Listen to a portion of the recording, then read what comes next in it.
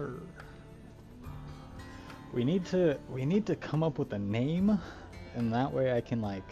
For our group of people? Yeah, like Adobe Illustrator. Like I need a title card. We need a little intro thing so I can fuck around We with need my a theme editing. song, and We everybody do. has their like a pose of each of their characters. Yeah.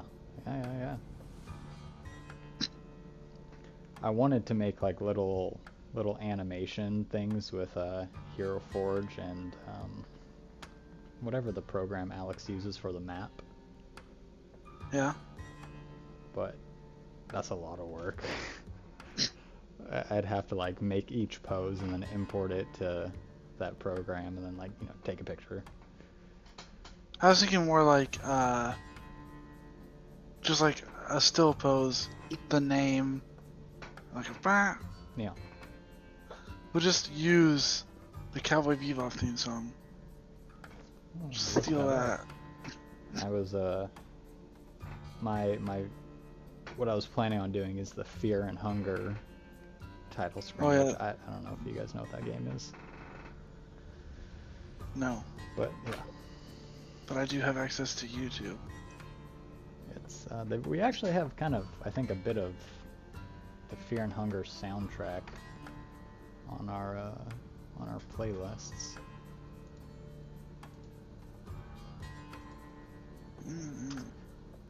Somewhere in there.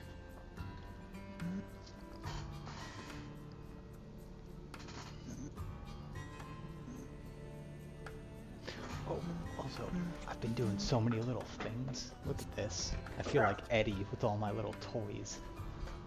Look at this. Made it out of Lego.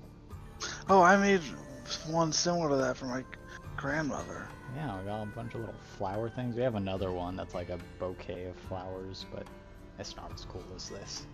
I've been doing a lot of Legos.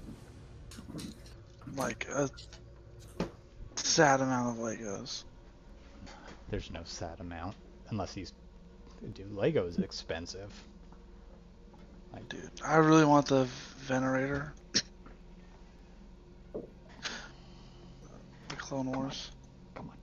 But it's like $800. Come on. Okay. We're just gonna be out of focus. I'm here, but my internet is too slow for me to do video. Okay. Fair enough.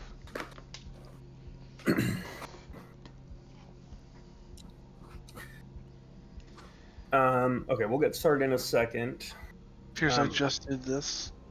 Oh, I saw the bus of Nice. Star Wars. Yeah, nice. Yeah, I got a bunch of them. I was really looking for Harry Potter scenes. They have the Hogwarts castle. Yeah, they have the castle, they have like Hogsmeade and everything, but they're like fucking hundreds of dollars. I don't know that I like Lego that much.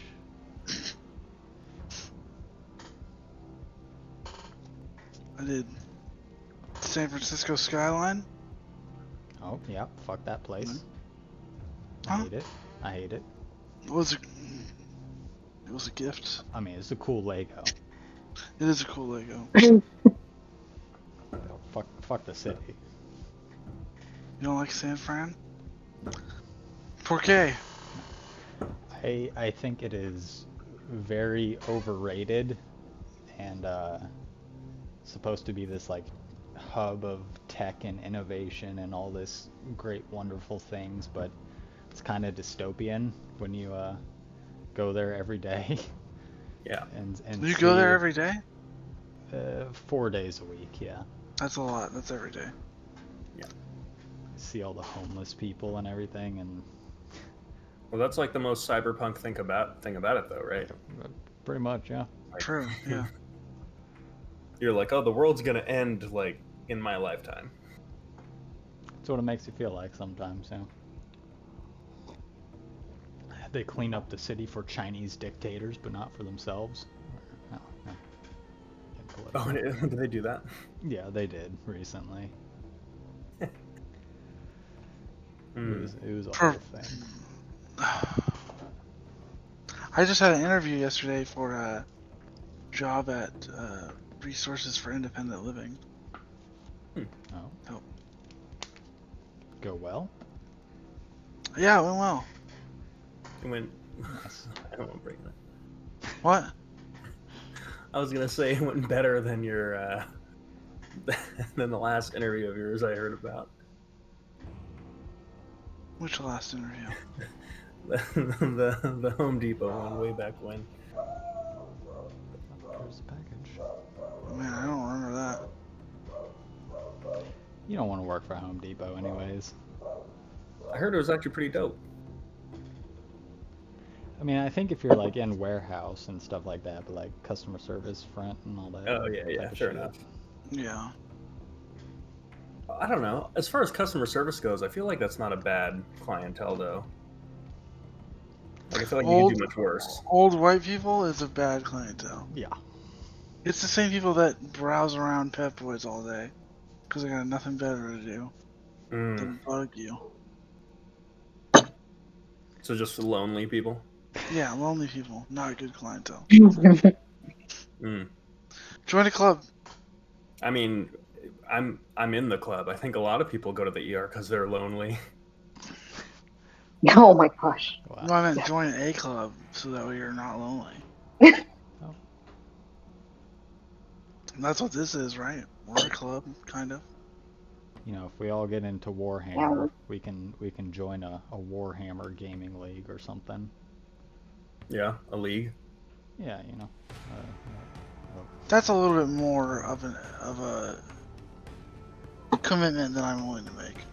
Yeah, I wish Warhammer was cheaper. Seems really cool to get into, but I do not understand how it works. neither do I. I Seems know that really there's fun. How expensive is it? Just how expensive is it? Yeah.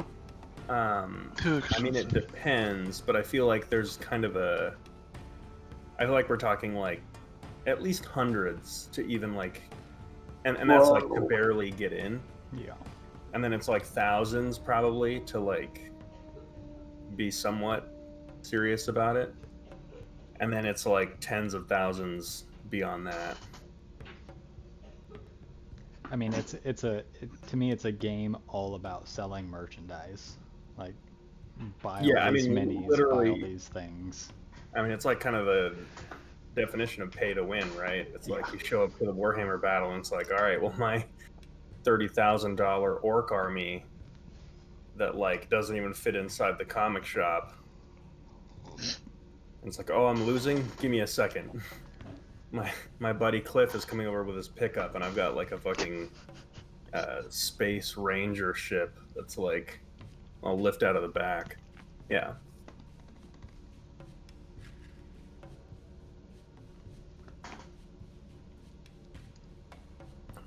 All right. Let's hop into this shit. I actually don't know why we didn't play Sunday, because I think we have the same amount of people, but but we'll Well, make it. you had to work on Sunday. Was that me?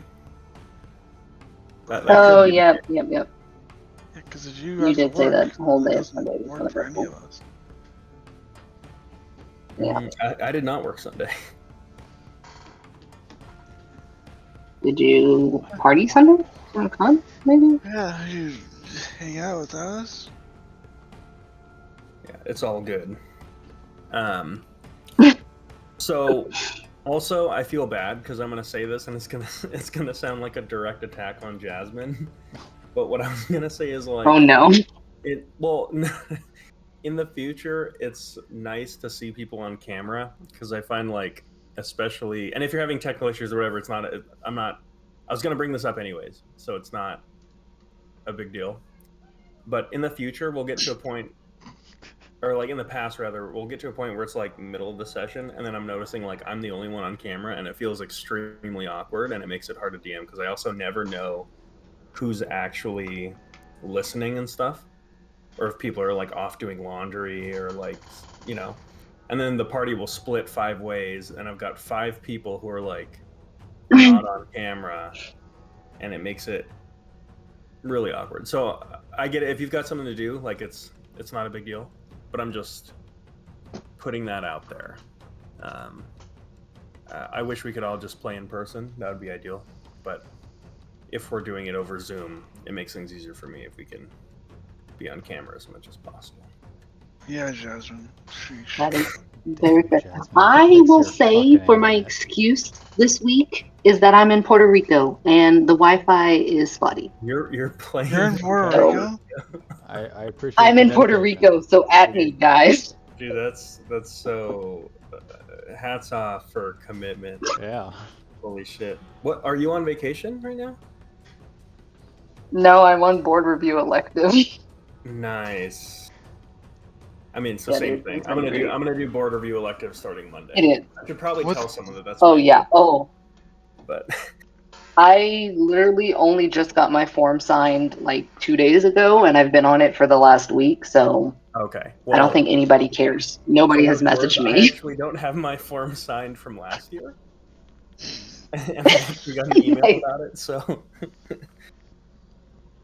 yeah. What is Oh, well. this? Board review It elective. is. So, I'll let you.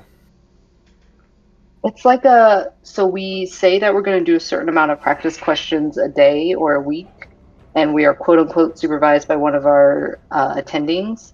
But a lot of us just use it to take like 2 weeks and finally effing chill because they run us to the bone and we're all very tired Cool. and we're drinking Sprite wine. So Nice. yeah, It's a nice work vacation. exactly. Vacation, all I ever wanted. Ah. All right. But yeah, now I'm ready to hopefully not die. Let's do it. We're out of danger now. We're good. Don't Oh, jinx us. that's what he wants you to think. That's what he wants you to think. Nothing bad is going to happen. I hate you. So, not all danger comes in the same forms. Yeah. So, where we last left off, your group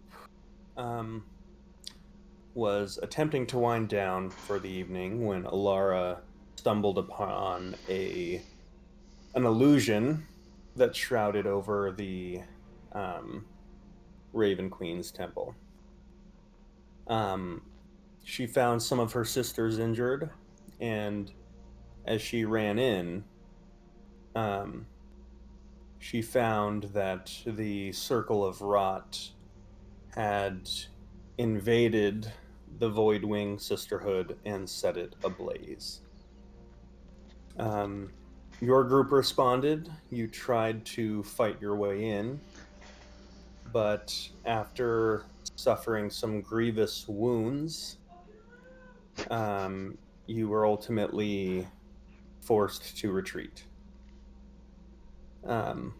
Grabbing one of the mercenaries with you along the way. The last thing you noticed was a kind of slow growth of the fire around the area, and the essentially the spawning of fire elementals. Oh shit. So we are going to begin our session as your group is within a few hundred feet of the still burning temple. Is there a fire department? You don't know. You're not from here. Are there fire departments in towns I've been to? There was, I would say, a fire brigade in Oriphan that was run by the Far Empire. It was mostly like a volunteer basis. Fire Empire. Fuck those guys. No public services here. I mean, we gotta get the fuck out of here. Yeah, let's flee the scene of crime. A crime we did not commit. I just want to point out, this is the second crime we may or may not have committed that we are running away from. If anybody sees us, It might be I bad mean- optics, especially carrying that dead body you have, Varric. Maybe take the back streets. Good idea. I'll follow you. You can put the dead body in the bag of holding if you want. Dead. We gonna put the dead guy in the bag of holding? I forgot we had an actual bag of holding. Yeah, why not? I mean, Throw him in. And then I open the bag. will he fit in the bag? Yeah, you can put a person in there. Easy peasy. All right. I Hold it open. set the man gently into the bag of holding. There is no gentle setting into the bag of holding. You're like trying to. You're like a giant kindergartner trying to jam a star-shaped piece into the square hole. So there's nothing gentle about it. Okay, I So cram as him. you are forcefully. trying to forcefully cram the body in the bag of holding, go ahead and make an athletics check for me. Okay. Because as someone dear to me once said, I just don't bend that way. Wait, what? Oh no. 14. Okay. And who said So- that? Well, you said that.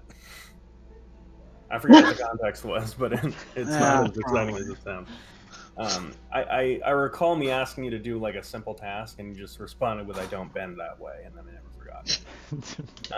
Anyways, Fair response. I know I've said that to my tattoo artist multiple times. that's what it was. Okay. Anyways, so Varric dislocates both shoulders and then tries to like head first jam him in the bag of holding. It just starts folding the bag around the sides. It's a pretty ungodly sight. As he's doing that, you begin to hear the sounds of just grieving and wailing that's eerily loud, and seems to just wash over the entire city. Wash over the city? The city. Wow. I'm talking like almost in conjunction, like 10 different casters of a thaumaturgy that are Like the Greybeard summoning the Dragonborn? not at all. No.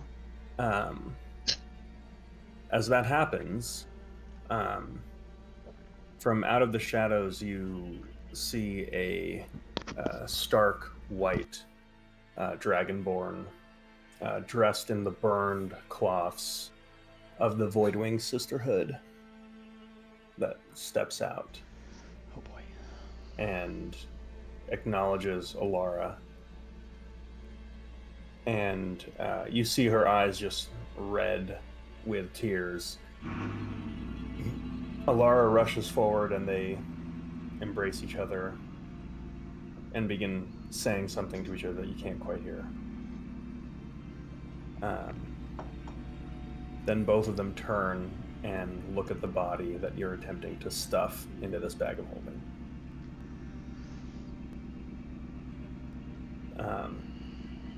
With that, you watch as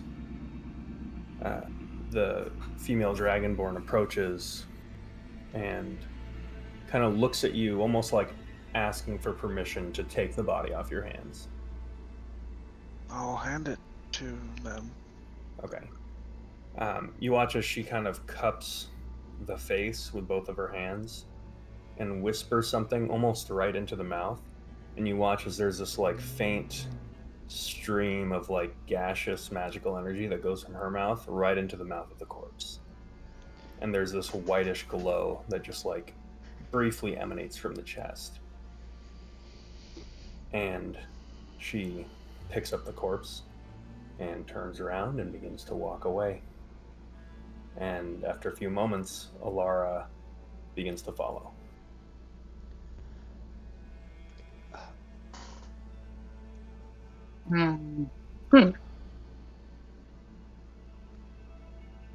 Whatever you're doing, Alara, just make it back to our boat safely.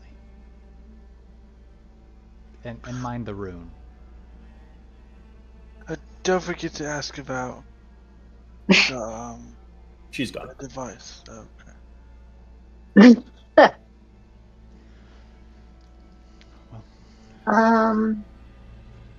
Well, should we just get away from here as fast as possible? I would like to not be here and would like to sit down and not be so hurt. Everything hurts.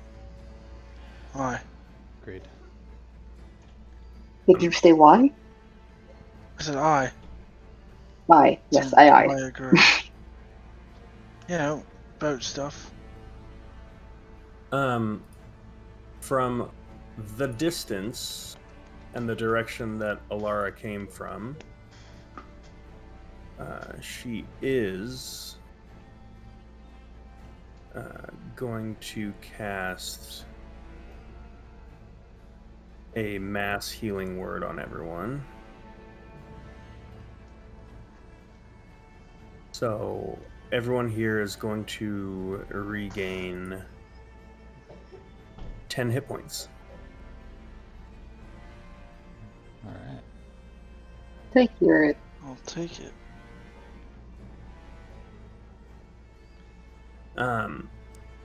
You notice at this time, there's sounds of combat that are beginning to erupt around the entire city. And it's not just... it's spreading beyond just mercenaries. It's in people's homes, in people's businesses. Whatever this thing is, has at this point spread decently beyond the Voidwing Sisterhood. And looking down the alley from where you came, you see flitters of fire elementals kind of weaving through the streets, claiming more and more territory, and gradually making their way towards you. Okay, we can't fight this right here. Whatever this Circle of Rot is doing, they're doing it right now. You know, We gotta get on the water. we have to get back to the boat. Yes. I have to make one stop. Is it that important, Varric? What is it? It's my fucking daughter. It's that important. I mean, Sarah seemed very capable. I'm not trying to judge. I'm just saying she seems like she would be a great protector. I think Okay. there are so many paladins at the Sea of Swords. We can check on them afterwards. I'll go with you if you want, but I really don't know if it's Now let's go back to the boat. the You're next. right. You're right. Varric, we'll make sure your daughter is safe. We'll protect her eventually, but we have to make sure we don't go down trying to save her or anybody else. You're right.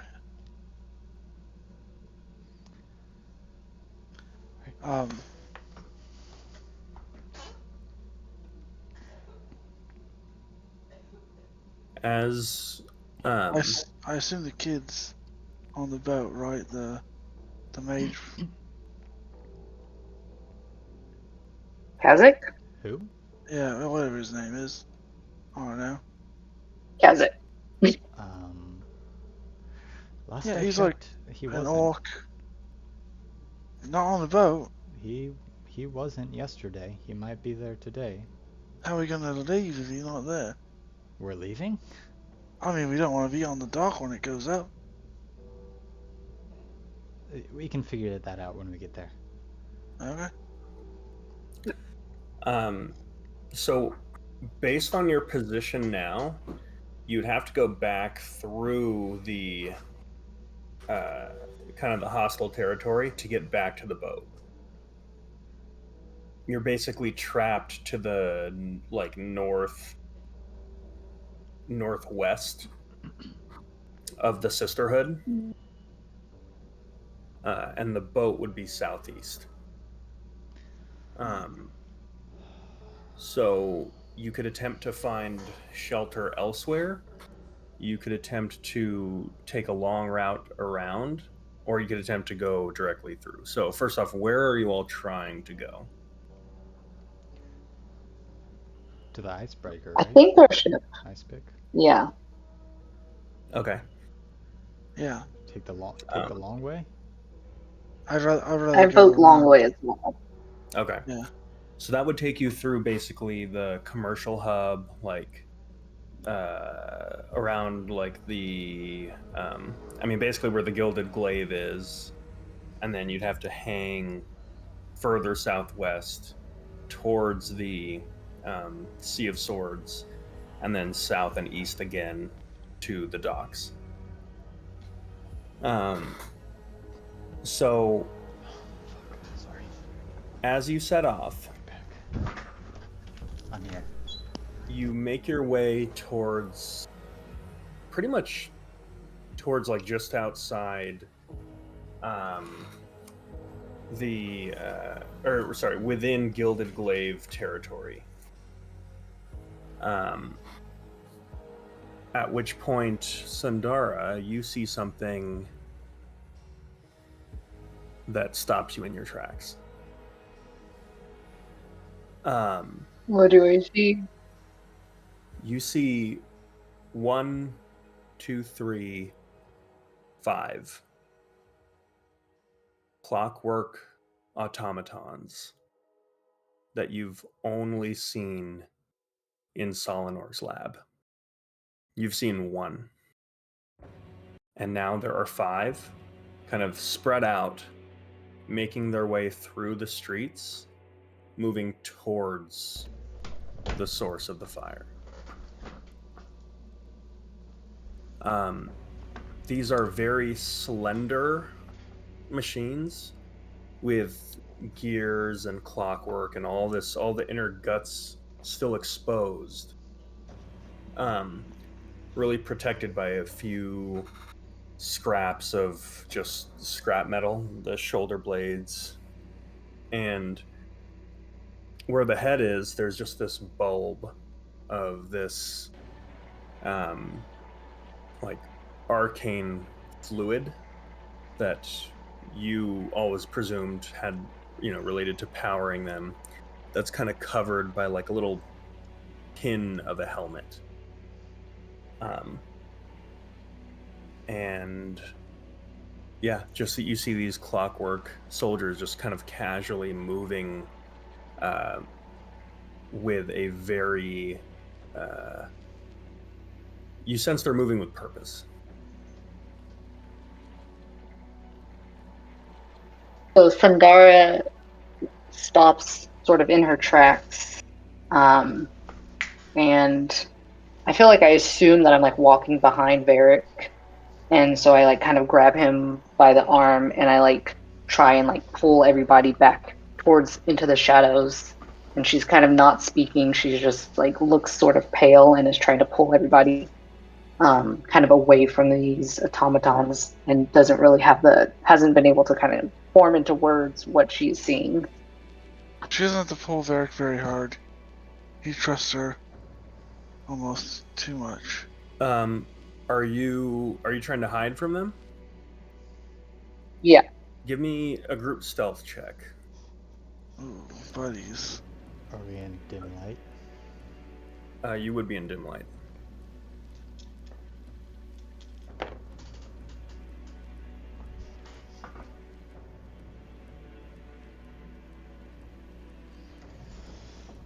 $18. 19. 16! And that's at disadvantage. Okay. Good. As you pull off into one of the shadows, 3 of the automatons moves past you. Another 1 or 2 are off somewhere else. And 1 walks near the area and then just stops. And Sundara, you hear the voice of Solinor himself come from within this machine. And you hear, The machine has detected something. And it stops. Varric starts to reach. It steps around the corner about 15 feet from you and just sees you all. And it just stares at you for a second and doesn't move. And then it just turns the other way and just says, "The machine has deemed you are not a threat," and moves on.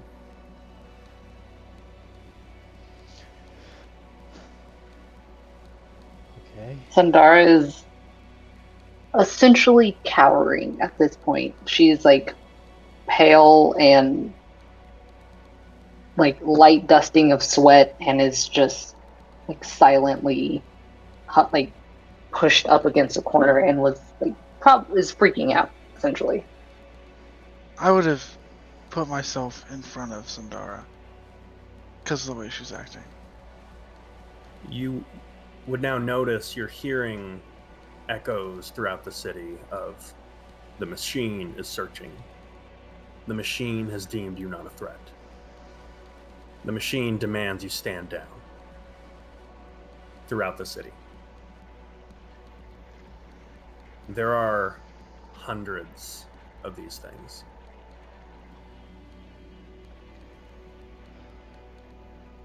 Okay. Something is happening. Something has kicked off. I want to hide on the boat and recover, but I'm not sure we can. Sandara, are you okay? We need to get to the ship now. We need to get away from all of these things as soon as possible. We need to get away. What was that? That bad. Okay. I think that is from Stalinor. His influence is here, and we need to get away now. Okay. Alright. I'll Varric, you lead. I'll stay in the back. I continue the path we were on. Okay. As you continue on the path you're on, you begin moving towards the center of the commercial hub, near where the Jaded Jackal is. And there's a clearing where you come across an envoy of these Clockwork Soldiers. About 8 of them. Wow. They are flanking 3 individuals. On the furthest from you, there appears to be a dwarf armored atop what looks like a wooden horse that is somehow moving fluidly. Closest to you, you see a female drow dressed in dark leathers, also on a wooden horse. And in the center, you see a handsome, middle-aged human male dressed in a lot of bright regalia that bears colors of Karsus Folly, as well as Brightwater, as well as New Callum. Even from this distance, Varric, and especially you, Vale, recognize Lord Oswald Beaumont. Shit. Okay. We need to get to the boat right now. He is directly in between you and the south, which would be your way towards the docks. You watch as his Clockwork Soldiers are cutting through fire elementals and druids along the way, as he is just kind of confidently riding this wooden steed, towards the Voidwing Sisterhood. At one point, you're about 100 feet away. He's moving somewhat towards you, but there's quite a bit of a crowd that's now gathered around. And the fighting in this area has, for the most part, ceased. As you look towards the west, your right, you actually see the Jaded Jackal, where you see Thomas Malone, who looks like he's been pretty severely burned. He's still kind of holding his chest at the site of a particularly bad burn that kind of goes through his shirt. And it looks like he just got out of a fight. He's kind of getting his men to gather some buckets, and they're attempting to put out the bar as part of it has caught fire. But you watch as they kind of stop and are looking to kind of acknowledge the spectacle that's going on. As it's moving closer, you see at one point Oswald kind of dismounts his horse and goes to like a smaller child that has lost their parent, and he kind of goes down and comforts them and looks like he hands them an apple. And there is this, you can tell there is this sensation amongst the crowd that whoever this individual is New Callum's best shot at salvation right now. Is there an alleyway we can duck into? Wait, hold on. There are several. Are the automatons attacking random people? Like, if they deem them unworthy or a danger or whatever? You have only seen the automatons attack druids and fire elementals. Okay. You don't know how they're identifying the druids. Got it. But they definitely seem to be under the control of Lord Beaumont here. I grab Sundara's hand and pull her into a alleyway. I would like to stand and not move Go for it. and observe the crowd. Pick out a face that seems to have been ignored already and change my clothes and my body into them Okay. and just stand there and watch Beaumont. Okay, how close are you getting?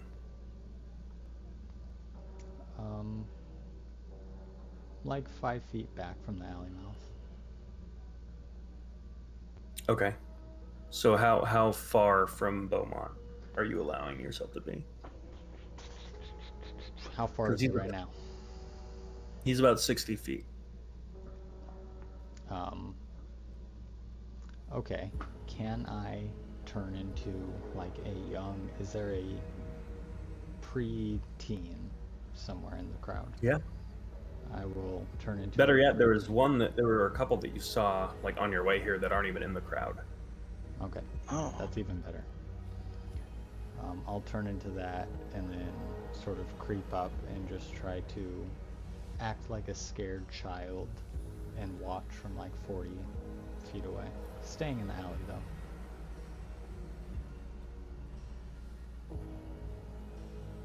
Okay.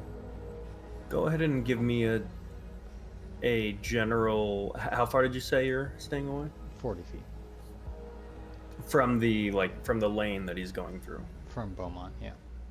Okay.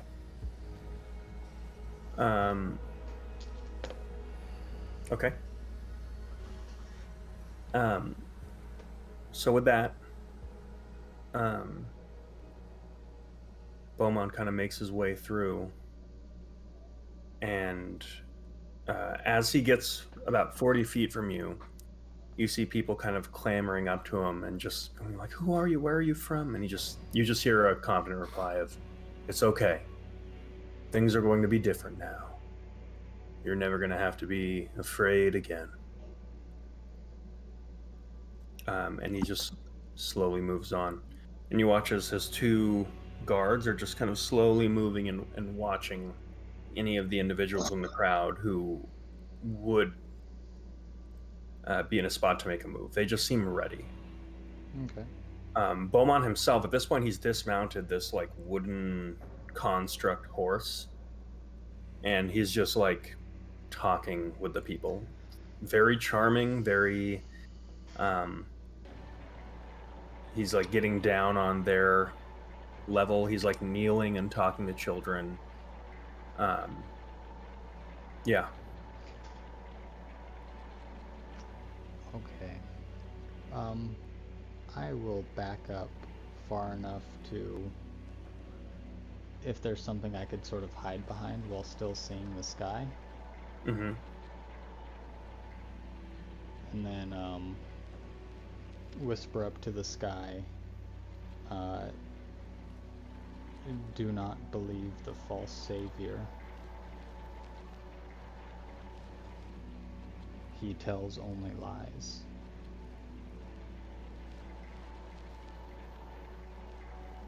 Okay. And then just slink away with Varric and Sindar.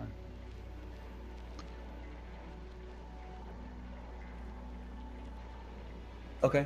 Can we use the alleys to go around Belmont to continue south? You're gonna have to wait for the group to pass. Okay. Then we'll just wait, I guess. Okay. It takes a while for this kind of congregation to pass through. But eventually it does.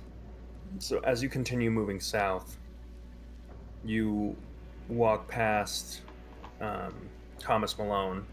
He turns and sees your group and just kind of acknowledges you with his eyes. You're standing about 60 feet from him. I mean, I'm gonna keep going. Okay. Can I wave him? Like beckon him to come over? Yeah, and just keep going.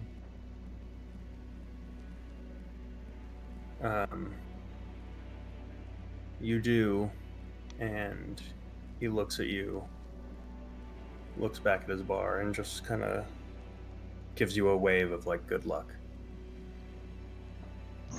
Makes sense. You can definitely see, I will say, in that exchange, you watched as he spit in the general direction of Beaumont after they left. Cool. Resistance. Nice. Point up to the sky. I point up to the sky. Yeah.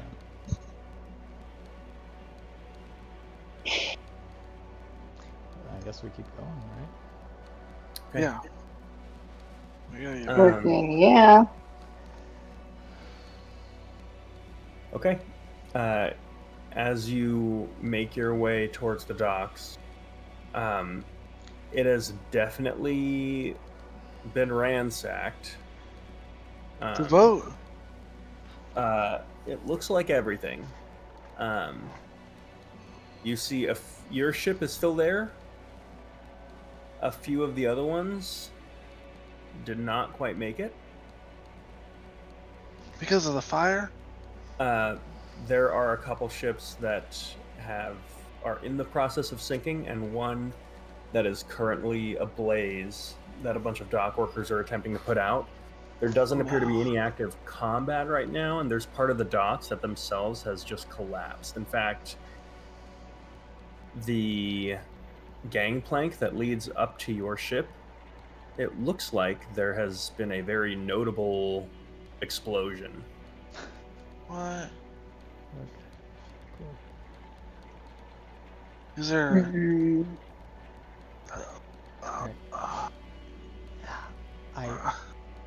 Varric, How far from the dock until the ship? Like, how big of a gap is it to get onto our ship? I just remembered you put a fucking spell on the plank. Somebody tried to get on the boat. If you're athletic enough, you might be able to climb it. Otherwise, you could call up to see if anyone on board still survived. Yeah, I mean, I could. I'm also wondering if I can magically get us over there. Oh, you're talking about the gap for the collapsed dock? Yeah, can I like see onto the ship still? You could misty step yourself on there. I'm gonna. Oh, I can get you guys up there. All right, hold on, everybody. What are we? Okay, something is happening in this city. Something involving you. Something involving me. Something involving Alara. We can tell them to leave. I can send somebody a message. We can tell them to break from the docks. If they're safe, if they're alive. We can't just run. Oh, and leave us in this city that is on fire, with these giant automatons. I don't want to be here right now. I mean, we could just take a day, let this all settle out, see what happens afterwards. But I don't want to be in the middle of this city while all of this is happening, and I don't have a safe place to go. We don't have to leave, but we should get onto the boat because it's. We can get on and we can submerge and just hide for a little bit. I don't have a safe place to hide. Die? We're just gonna leave this city, the same thing that happens everywhere else. We're here, and we're just gonna leave them to die? Well, what do you think we should do? We could regroup and figure things out. I don't know how I, with my freaking broken arm and my bleeding stomach, am going to stop all of these 50 things. We need to rest and figure out a plan. We can't just go balls out on this one. Mate, he's got robots on his side. You know I hate him as much as you do. Alright. But we can't just go stab the guy and think we're gonna get away with it. It's not about stabbing him. There are people that are going to resist this. And, you know, by the time we're all healed up, it might be too late. Sundara, you look like you are about to die again. I feel like I'm about to die again. Yes, that is accurate. In more ways than one, physically and emotionally. I don't feel good. Well, get yourself on that boat. I can get us onto the ship. We just need some time to figure things out. Just because we're taking some time doesn't mean there's not going to be a resistance later.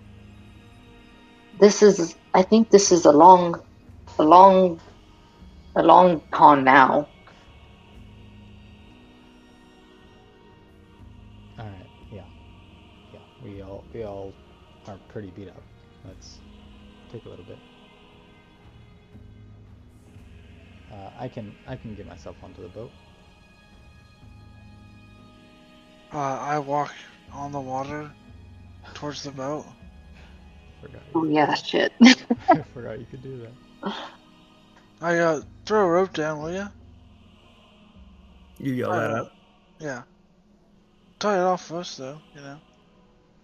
You hear a voice just go, yes, I'll get right on that. And you see two barrels of 2 revolvers point down at you from above as you see the totally charred face and body of Leland,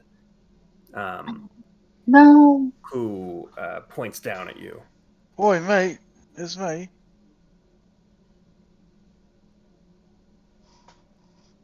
Say that one more time. Oi, it's me. Captain? That's correct. Sorry, Captain. Eyes aren't so good from anything further than 5 feet out. Well, let's get a rope down. He tosses a rope down. I thought I was the captain. Over the side. We're all the captain. I'll climb up. I am the captain now. I am the captain now. Yeah, so you watch as Varric walks along the other side where you guys aren't, and has them throw a rope down, Yeah. and then climbs up from the water, and just goes. So I take it the other captains have all died, eh? Shame. We prepare for a burial at sea, Captain. I misty step onto the boat. You Oh, misty there's step one. onto the boat, and you, as that happens, you hear just Leland just turn with a reflex that you wouldn't expect from this old man, and you just hear as he just goes, "Covering fire!" He's gonna Can I- kill us. Leland, it's me. Oh my gosh. Leland, it's Standaria. It's Clock. Oh, uh, oh, greetings, Captain. I'm How did- overjoyed that you survived. You almost shot As me you in the look, face. there are about 4 dead druids and like 6 more piles of ash. Shit. Holy shit. Did you kill all of them? Oh no, I simply cleaned up after being here and taking the brunt of the explosion that Captain's trap caused. Is that what killed him? I am. The trap? It killed many of them, yes. Are there any still on the boat that are alive? Nope. We, one thing I learned from all my years of sailing is something I call the double tap. Good to know. I'm sorry that you got caught in some of the blast, Leland. I'm sorry about that. How big of an explosion did you plant? I mean, just your regular size explosion. No, I don't know. That's why I'm asking. Oh, about let me tell you. You see About one of 40 his feet big. ears is completely blown off. He's missing What? an ear? Yeah, he's an ear. We can't fix that. Now you got Picasso. Okay, let's get a little bit to a safer area. Either submerge the ship or push out a little bit into sea. I don't care. Yes, What do you the guys think? wizard is missing. What was that? The wizard is missing. The wizard captain? What do you mean He's he's missing. Wizard missing? Captain. Wizard Captain is missing. We still have the scrolls though, right? The ship's starting scrolls? Hold on. Yes, if one of you can submerge the ship, I'd be more. And you watch as he turns. As he does, this man has a full-on javelin in his back. What? Oh, Leland. Oh, Leland. Well, don't pull it out. Okay. Stop the bleeding. You guys focus on that. I'm going to figure out where the scrolls are or look at the blueprints or something. I'm just going to try and figure out the ship. I will prepare us for submerging. Oh, wait, He Leland. turns and hobbles away. Hold on. Don't go anywhere. Now, mate, you've got a javelin in your back. Oh, is that what that is? I'm gonna pull it out. But it's gonna hurt. Yes, pull it out of me, please. And he just kind of like turns and shows you his back. So I grab one shoulder Mm-hmm. and one hand on the javelin. Yeah, it's I just deep. push him and pull the javelin. Okay, make an athletics check. Brother, you're gonna be the one to kill Leland. Oh no. Hey, man, nobody It's else tamponading stepping in to help. bleeding. You can't tell, but it looks like it is like in his spine. Yeah, I don't know. I'm not a doctor. Leland's not gonna be able to walk. What was the roll? It is 15. 15. Okay. You yank as hard as you can, and whoonk, the wooden shaft comes out. The tip is still in there. You don't know. Is the end of the wood Uh, sharp and pointy? No. Or Flat. Okay. Flat. So there's still a metal piece inside of it. Maybe. Most likely. Okay. And he just goes, "Did you get it? Oi, most of it. My hands still feel hot." Well, Good I job, mean, you Barry. were on fire. Yeah, it's just my arms, though. My arms just feel like they're on fire. Good fire or bad fire? I suppose good fire. Oh, okay. Well, then we're all set. We'll have one of Alright. them. We'll have Thank somebody you, else take a look at you. Oh, Vale. that can wait. Let's talk underwater after the ship is submerged. I'll Yeah. set the arrangements. About that, do you know where the wizard went? Yes, he went that way. Which direction is he pointing? Towards What direction did he point? Towards the sea? the city. Oh, Oh, well, you never know. he didn't say where he was going. He said he was going to try to do some shopping about 2 days ago. 2 days ago. Alright. That's a lost cause. We've got a lost wizard. Okay. I know we have ship starting scrolls. I don't know where we put them, theoretically. They're in I the just vote captain's we try to quarters. find them. Go ahead and make an investigation check at advantage. Also, I don't think you can read the scrolls. For me? And that's where we had him do it anyways. Yeah. But we watched him do it. It was just Netherese magic. Yeah, but do you know Netherese magic? I do. That's my magic. While Okay. they are looking for these scrolls, can I step It's off better the than ship? nothing. What are you trying to do, Vale? Walk off the ship, just normally through the gangplank as the teenager that I disguise myself as. The gangplank is gone.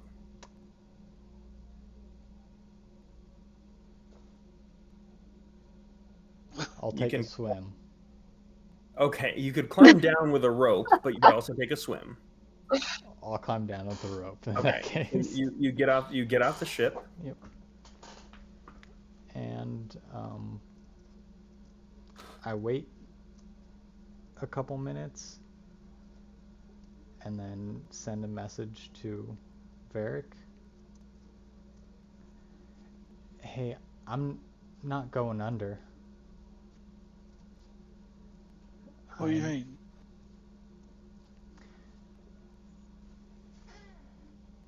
Kazakh is out there, and I mean, for whatever it's worth, Japheth is gone for a few days.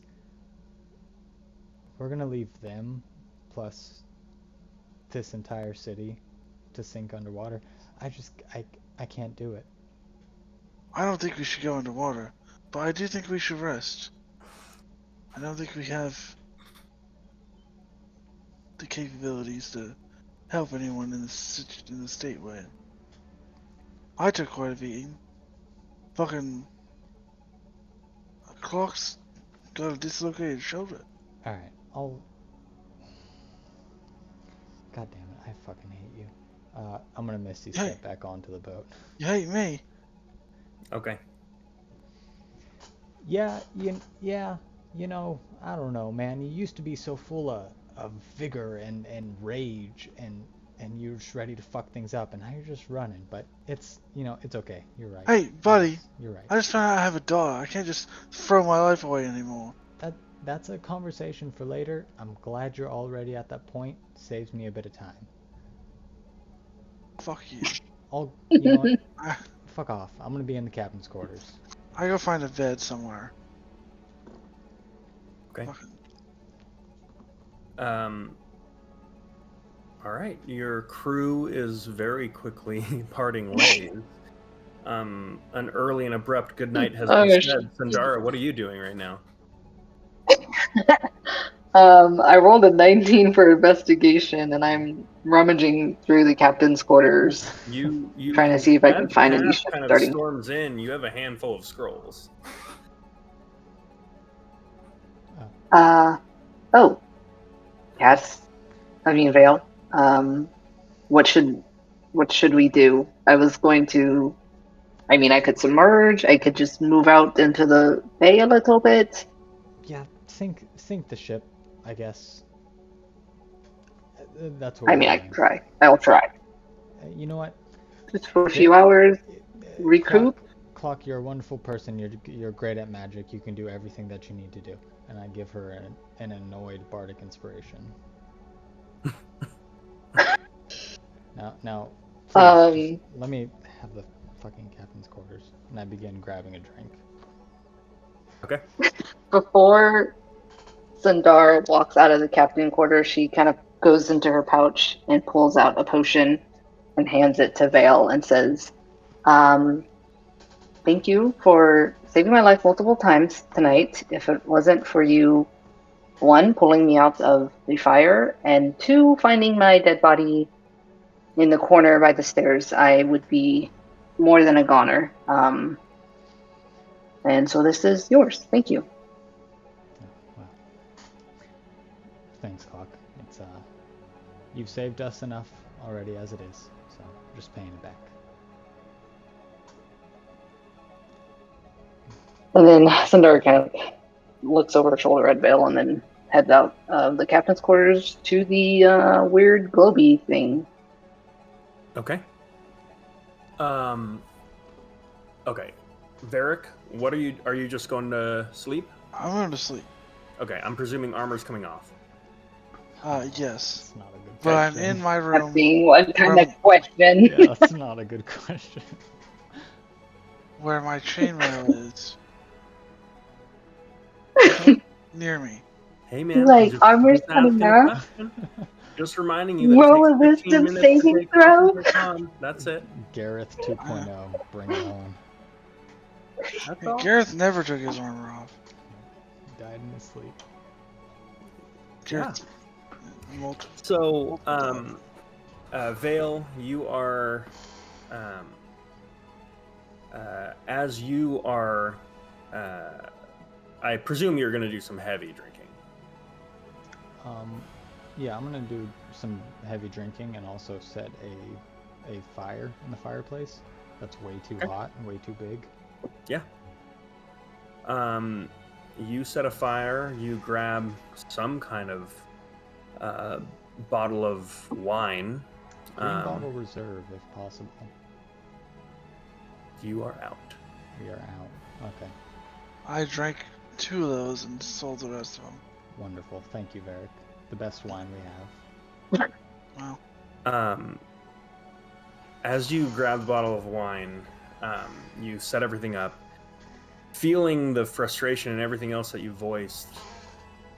I imagine might come out with a bit of a hearty laugh as you look at the label on the bottle. It just says, "The Traveler's Vineyard," and what you see is like a doorway. It almost looks like a cobblestone street with a portal that just goes into this never-ending vineyard, and that's what's on the label.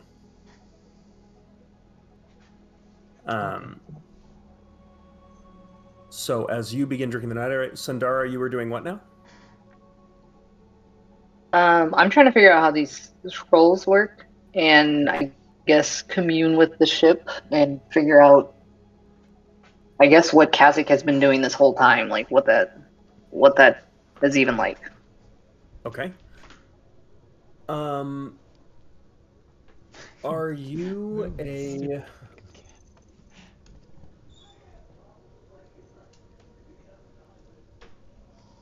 Let me check something. Are you, by chance, a...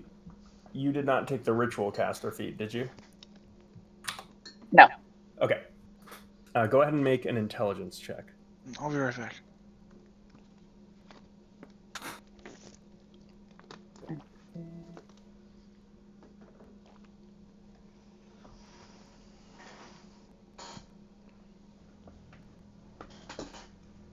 Oh, solid one.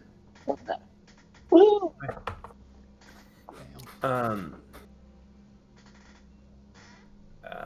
So you're going to have I believe 5 of these scrolls left. Yeah. So you take the first one and you begin reading through it. And as you do, you almost get sucked in to where you are now audibly reading incantations that you don't understand. And you cannot stop yourself. As you do, you feel this almost panic as you feel like you're trapped in a situation that you can't leave. You're trapped in motions that you cannot control. You're trapped in your body's doing things right now that you are out of control, and it just makes you freak out. As you do, the scroll begins to disintegrate in your hands, and you feel yourself kind of entering the consciousness of the ship, and it feels massive and terrifying, and you want out, and you are ejected out of it. So you got like a little taste of what it feels like, and you're out, and one scroll is gone. Go ahead. You would definitely get the sense that you recall that back in the prison, you came across writings that Gunnar was specifically looking for a wizard to control his ship. And you get the sense that what you're trying to do is possible, but one of the reasons is that wizards, just the way that they understand magic generally, is that this is something that they could more easily replicate and reproduce. And if you get through all of these scrolls, this might be something that's no longer learnable outside of potentially getting something from Solinor's lab.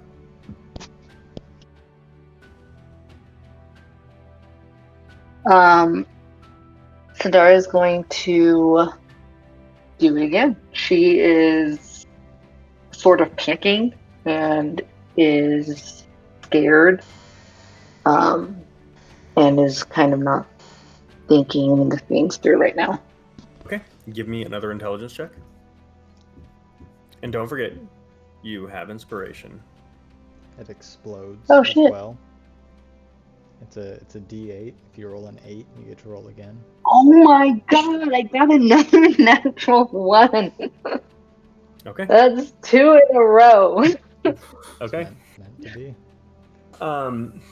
So as you try a second time, it's just the same thing.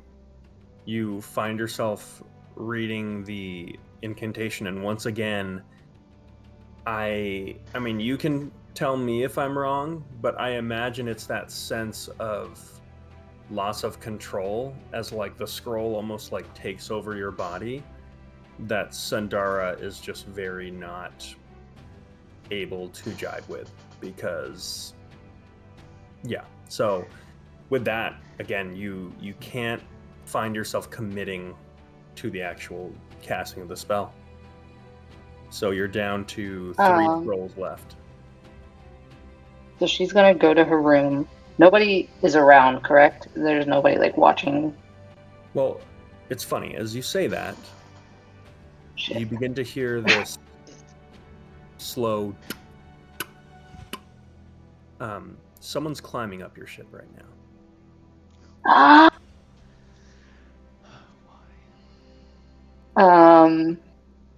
You hear one set of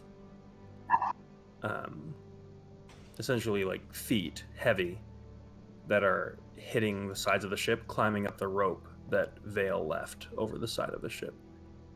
And as they're trying to decide what to do, you see the long, dark hair, and one side of the head kind of shaved, as you see Sarah, Varric's Sarah! climb up. Oh, bless. Okay. I kind of come up to her. What was her name again? Sarah's Captain something? Captain Storm? Mhm. I kind of come up to her, and I just say, oh God, oh wait, oh okay, no, our ship thing has already gone off. Okay, I forgot. I put wards on the ship, and I didn't want you to blow up. Hi, Captain Stoneheart. She just says, What are you doing here? Where is Oh, he? he is down. He's back to below decks that way. She he leaves and starts We're going walking. to Before submerge you say soon, anything. maybe. We're gonna submerge soon, maybe. I don't know. Just you might get stuck on the ship. You And almost sense similar mannerisms to Varric in that one interaction where, based on limited information, she made a decision and didn't listen to anything else you said. That's honestly, doesn't even matter. I love her. Anyway, uh, I'm going to kind of run to my room. I'm going to grab some of the ship's blueprints. I'm going to leave one scroll behind so I don't use all of them. And I'm going back up to the globe and I'm just frantically looking at the schematics and the scroll again. And I'm frustrated and I might be crying if no one's looking. And I'm going to try again. Okay. As you go down to your room, you watch as Captain Stoneheart just like wanders her way around, essentially looking for Varric's room. It's not hard because, like, I imagine most of the doors are open. And after a bit of trial and error, she's just kind of like going through different rooms right now. I'm letting her. Yeah. And you're kind of, I imagine maybe you're giving her a bit of space, or are you just kind of like moving past her and doing your own thing? Just like, yeah, just like slinking past her. Like I'm trying not Okay, to. I don't want her to even notice I'm there. You make it to your room. As you make your way out, you watch as she just eventually finds Varric's room, opens the door, steps in, and closes it behind her. Varric is asleep. Okay. Okay. I'm gonna walk away slowly because I just want to hear at least the start of this. You walk. Okay. It's some gossip. Okay. Just a little bit of that hot gas. Yeah. Go ahead and give me a perception check. Not you, Varric. Sandara. I know.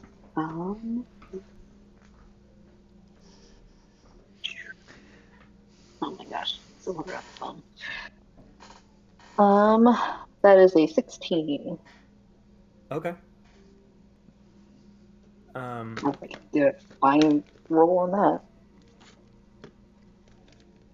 that. Okay. So Varric, I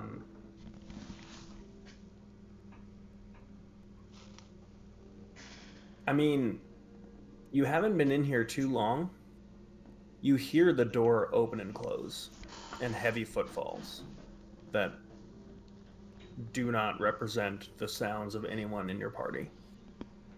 Varric then would jump up in just his underwear. Yeah. Whitey tighties. And go for where he assumes that person's throat is. Okay. Just to, not to like punch in the throat. But Give me an athletics check. Second time around against Feminine Wiles. I know, right? What's your feminine wild score? Nat 20, baby. We love Sarah. Oh, only a 13. Okay. If I can math. As you jump up and grab this individual and like slam them against the wall, you can definitely tell that they did not fight back at all. As you do in the dim light with your dark vision, you can tell this is your ex-wife, Sarah. Well, I let go, but I don't move away. Yeah. I stay close, like just the chest. Yeah. You get laid. So. Wait, what? Wait, what? Yep. Fade to black? That was a Unless quick. unless you're actively stopping it. No, I would like a little bit more, like foreplay, but okay. That was the quickest fade to black transition. Yep. No, I mean, Yeah. you And have, that's why she showed up. I was not you expecting that. you don't know. Let me just Okay. but I'm telling you this. I'll kind of gloss over things. There are no words spoken. Okay. Great. You definitely get the sense that there is like a bit of catharsis, probably on both sides, Yeah. but a lot of complicated emotions. Up until probably a few days ago, she didn't even know you were alive. And then definitely you got the sense that part of this was like a welfare check to see if you were dead or not. And yeah, a bit of a like a release of tension, but it was one of those things where like, yeah, you got the sense like as soon as you got up, this was just something that was just going to happen, and that's that. And Sandari, as soon as Bad for James, I'm telling you from Loitering now. experience, the kid is coming. Don't sacrifice it. What? Nothing. kid number 3. when you're older. Wait, am I gonna have another child? I gotta start wearing a rubber. It's a campaign 2 reference. So yeah, Sundar, you hear Captain Stoneheart walk into the room, and immediately the door behind her closes and then immediately slams with the weight of 2 Goliaths, and then softer slamming, and then just like things moving Walk around. away very quickly. Yeah, it sounds like Embarrassingly fast. I'm like, oh you shit. don't. I'll say this: as you walk away, it doesn't sound like you don't hear any voices at first. But it sounds like 2 halflings are fighting to the death in that room. So, with that, you quickly go to the deck of the ship. You shortly thereafter realize that it is not completely soundproof. And you are attempting to now submerge the ship. Okay, focus in, Sandara. She like kind of meditates and I don't know, tries to recenter herself. I'm a little distracted. And so she sort of looks at the schematics, has them laid out in front of her. She's sitting in the little orb thingy. Deep, slow breaths, and is like, okay, you can do this, you can do this, you can do this, and is going to try again. Okay. Please, for the love of God. So with the use of the schematics, you can add a D4 to this roll. So give me an unskilled intelligence check. Okay, sweet. This is the one I get. Oh my God, Wait, if it's not soundproof, does that mean it's not waterproof? Magic. What? Why are you getting water in there? We're gonna go under the water. Sorry, I'm just. Oh, well. Sorry, I'm just getting all my rolls going. I'm also doing the inspiration. Okay, that is a solid 11. It explodes. Maybe? No, it was only like that. That's with the D4 and the D8? Yep. Okay. I'm rolling real bad on this. I don't know why. So the same exact thing happens to you. I don't think this is supposed to happen. You've got 2 scrolls. I'm doing it one more time. I'm doing it again. Last I'm time. just gonna do it. Roll your check. You still get the D4. You are out of inspiration now. Unless you used your Feminine Guiles inspiration already. Oh, I haven't used my Feminine Guiles inspiration. Okay, then you can use Okay, your guys, this is- D6 Feminine Guiles inspiration. Feminine Guiles inspiration. This is it, guys. Okay, that is a 24. Wow. Okay. Hopefully. It's either it or it isn't. All right. I know, that's not it. This ship ain't going nowhere, and I'm sorry. Okay, so with that, I would say at this point it's almost like sheer force of will. Like I imagine the last 2 scrolls that you burned were like just you blazing through it, and then you don't even stop to you don't even like stop to fully stand up after falling on your ass. You just like jump back into it. Like as the scroll disintegrates, you just throw it up in the air, still disintegrating as it like floats down, and you grab the other one to start reading it.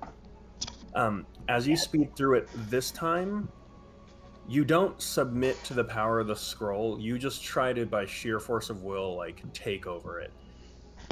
And as you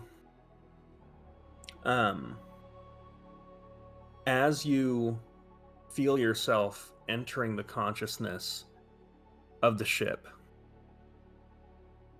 this time instead of being jettisoned out, you just exert your will over the entirety of the ship.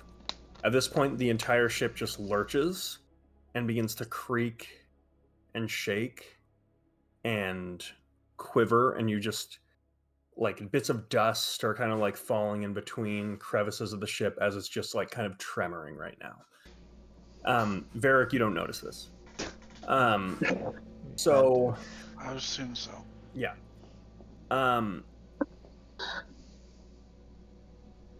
So as this happens, you find there are clockwork components within this ship.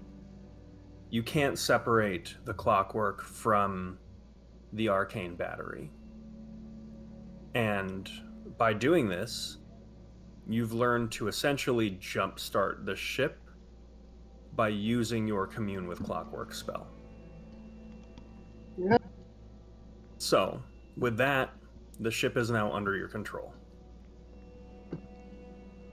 We're gonna submerge. That's for a little bit. I mean, move away from the dock a little bit and then submerge. Okay. As you begin to do this, you begin to hear Leland shout. He just goes, "All right, Captain, about 5 more minutes and then we're ready to submerge." As you begin to submerge the ship, he just starts scrambling to get everything inside, get everything under. You yourself are going to have to dive below deck to do this. So you push the ship out a little bit before you submerge. Mm-hmm. Okay. I mean, I can slow it down where Leland never got. Okay. So you, yeah, with that, the ship encloses.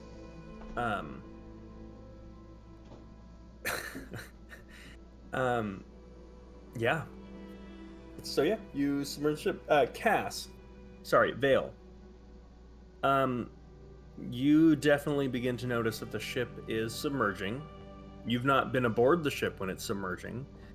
And you are just now realizing the captain's quarters is a whole different area than the other parts of the ship that submerge. As in water is filling up the room? Water's not filling up the room. Cut off from everyone else. But as the ship is beginning to submerge, you are separated from the rest of the group. Oh. Oh, so there's like air pockets within. There's multiple air pockets, not just a giant air bubble. Okay. It's not like a giant air bubble that you like magically can like go up onto the deck of the ship. It's Okay. like everyone get the hook off the ship, tie everything down that needs to be tied down. Got it. Not everything is tied down, by the way. So Oops. yeah, Sorry. so you're basically trapped in the captain's quarters. Like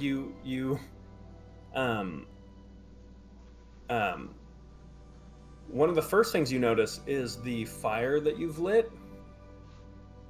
A lot of the smoke now is kind of beginning to fill up the captain's quarters that you're in. Okay. And smoking yourself out a little bit. Some of it is still escaping, but some of it isn't. Okay. All right. So that's one thing you notice. But This is you're our just separate first- from the rest of the group. Our first carbon monoxide poisoning I death. know. Yeah. Okay. Well. I mean, if nobody else is doing anything, if somebody else has something they're doing, I'm definitely going to save myself from dying and then do something. Okay, so what are you trying to do? As Okay. I'm going to put Put out the the fire fire. out. Yeah. Okay. Regrettably, I'm going to put the fire out. And Vale sort of chuckles to herself as she realizes she's trapped here by herself, away from her friends, not necessarily where she wanted to end the night. And grab another glass and fill it up, and then set it in front of the fire, and then fill my glass up as well. And then she sits for a little bit, inhaling the smoke from the fire, wishing it was incense instead. And then I'm gonna drop my form into the changeling form. Mm-hmm. And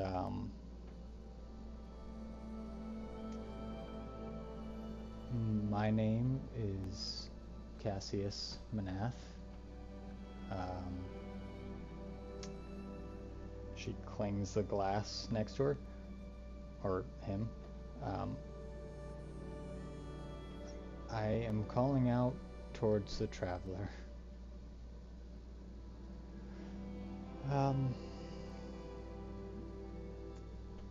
You've done this before for my family. You've helped me before. I don't know exactly how to reach out to you. I don't know if you're a god or just some strange person. But something is happening in the city. Something that has happened before, many times, I think. And traveler, you helped me, you turned me into something, some tool to be used, but it's not enough anymore. If you're out there and you can hear me, I need one more favor, please.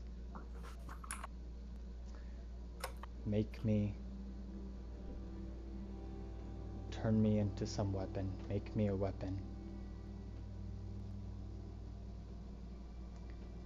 Give me something to fight Beaumont, to fight these druids, and I will help you in however you need helping, if I can help. You know, in a strange way, I'm kind of your child, so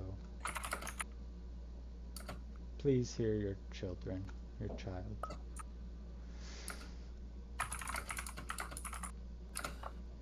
Okay.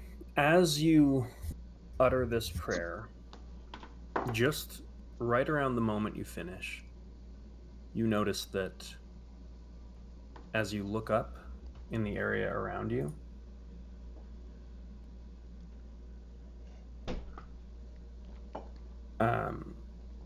that smoke has now been replaced with what looks like purple gas and starlight.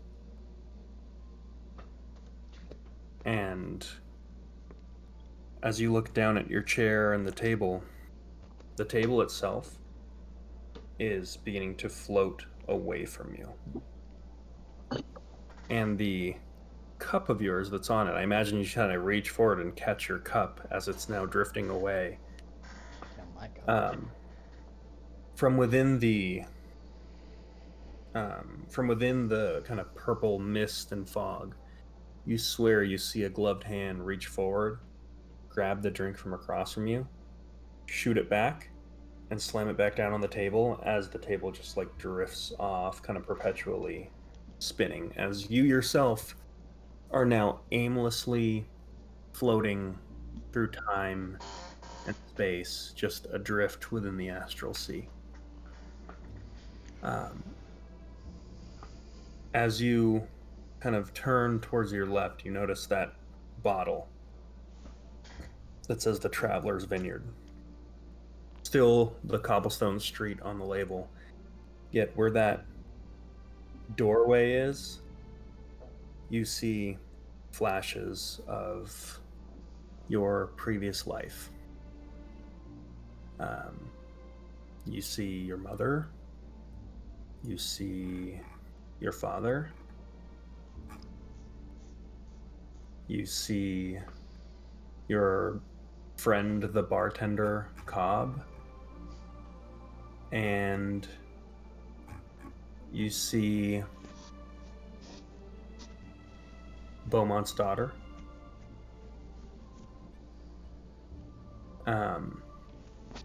As that bottle drifts away,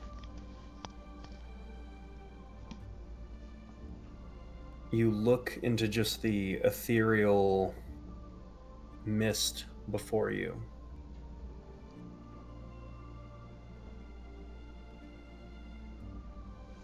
And I'm going to ask you a question, Cass.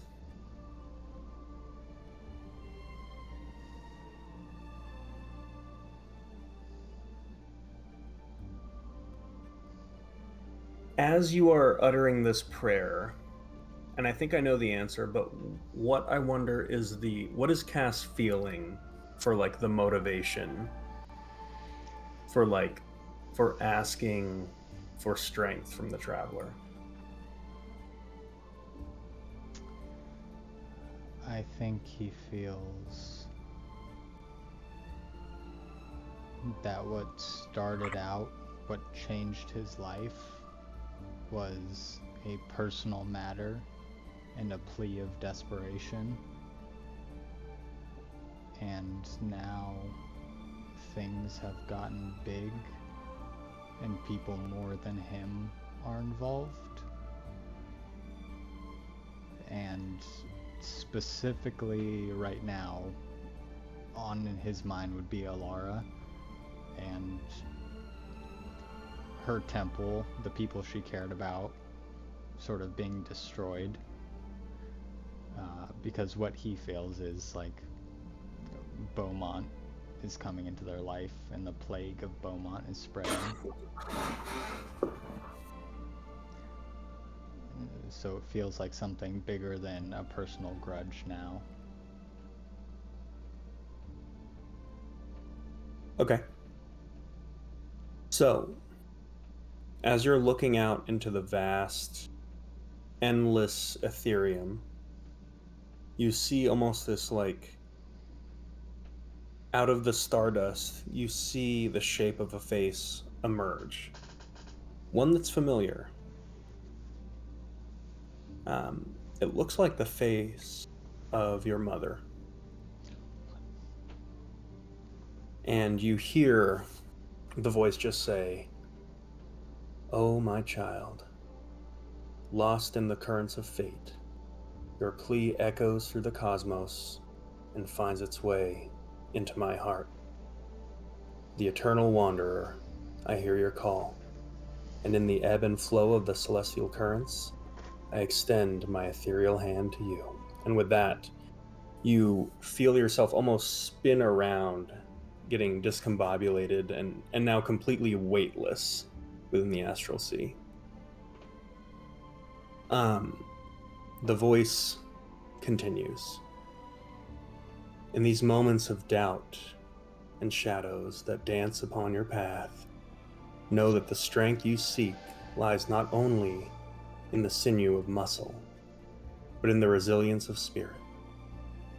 Look within, and you shall find the embers of determination. As this happens, you see, amongst the starlight, a hammer hitting iron. And what it leaves behind, instead of a blade forged, you see the striations of wood. And the voice continues, the forge where your inner strength is tempered.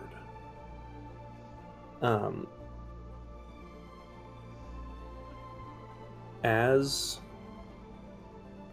you gaze onward at this thing that seemingly the traveler is showing you, you see the wooden form begin to extend, and it looks like, I mean, I don't know how else to say it. It extends into what looks like a lute. But it's a lute mutated into another lute, mutated into another lute. It's got like multiple necks, multiple like acoustic sound holes. It's got like the way that a violin has like those kind of like curved holes along the side. It's just like a mutated conglomeration of a lute. And you see a pearl inlay of vines and blossoms that, almost much like the circle of rot, just completely overtakes this. But instead of being something that's parasitic, it seems a lot more symbiotic. And with that,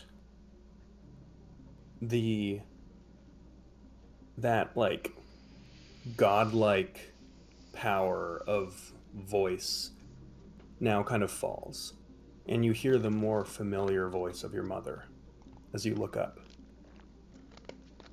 I think Cass is tearing up. He hasn't seen his mother's face and You haven't, and literally, she is right in front of you. Like the whole astral form, all of that has completely fallen.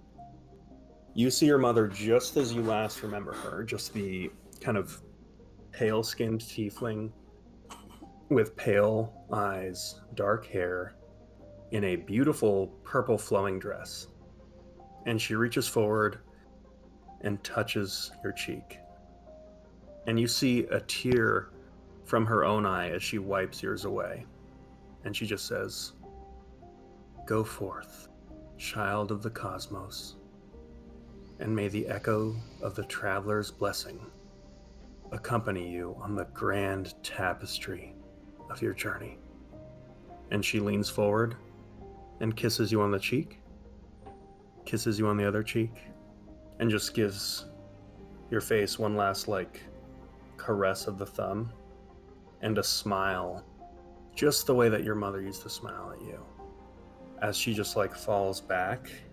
And then now like all of that purple glistening smoke begins to get sucked back into the fireplace. And as it does, you hear this kind of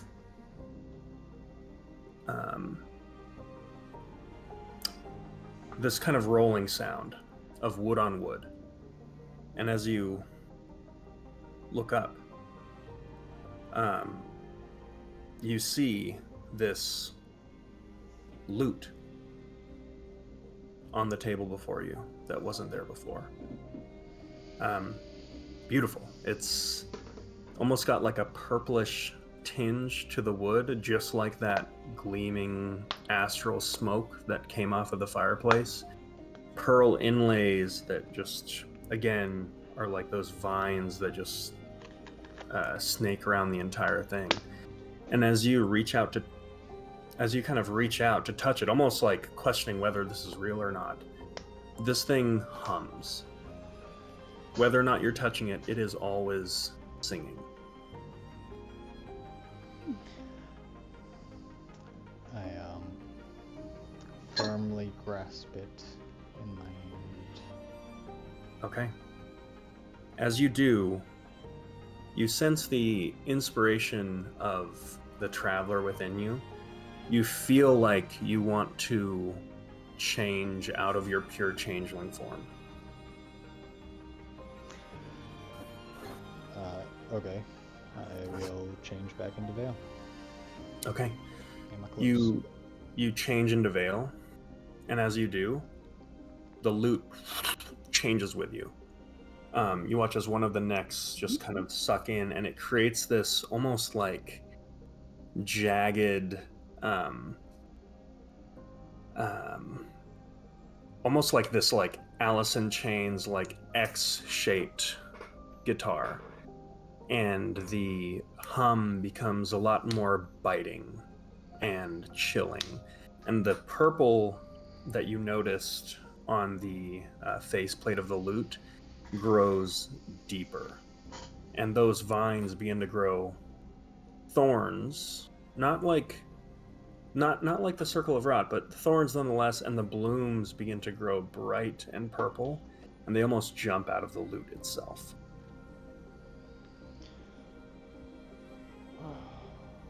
Well, thank you for your quick response. I'll come back for you, Mom. Sometime soon. And I will just inspect this whole thing. This whole axe loot. And spend the rest of whenever, I don't know if we're taking a long rest or short rest, kind of getting intimate with this instrument. Yeah. So in its current form right now, you look at it, and what you notice is those vines that are going across the lute right now. You kind of touch them, and you can feel them, like they're tangible coming off this lute. And you kind of pluck at one, and it once again it vibrates like the string of the instrument itself. And you kind of tug at it a little bit, and as you do, you pluck one of the thorns off, and as you do, it very quickly grows in your hand and turns into just a thorn, basically a dagger.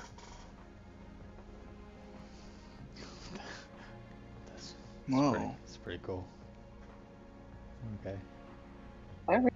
Getting intimate tonight. Everyone's getting I'm intimate. getting real intimate with my weapon. Yeah. Getting real intimate with my weapon. Oh, God. I guess I'm feeling this boat. All right.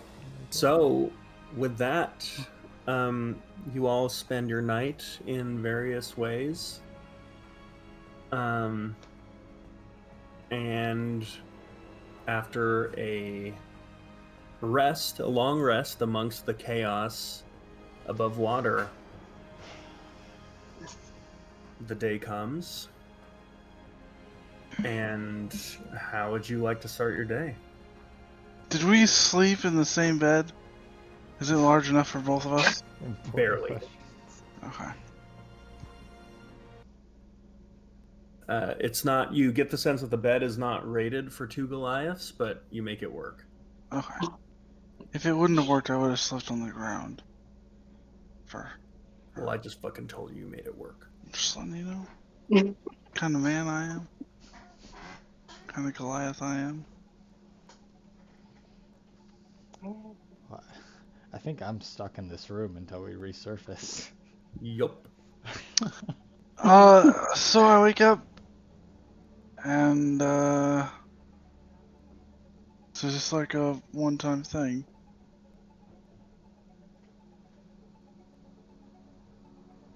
Maybe we can talk about it some other time.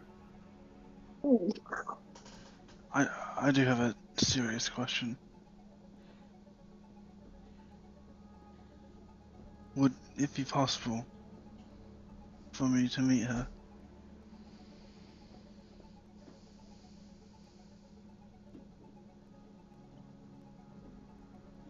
Yeah, we can talk about it.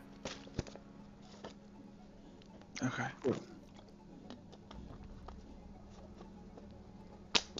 I just need to know that you're...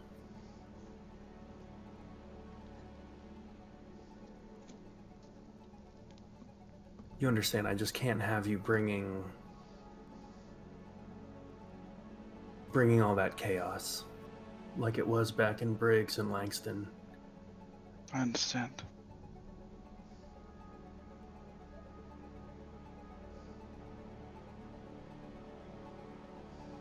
I should go check in. Well, we're stuck here until the boat goes back up. Goes back up where? We're underwater now. Right. So I have to go to the deck and... No, we're the whole boat is under the water. Okay. We How- should for how long? find I don't know, we'll find clock. Okay. I get up, start putting my armor on. Yeah, she's putting hers on too. Oh. So whenever we're done with that, Okay. I will go find clock. Okay. Knocking on all the doors. Okay. Sundara, you wake up. What are you doing? I think that Sandara fell asleep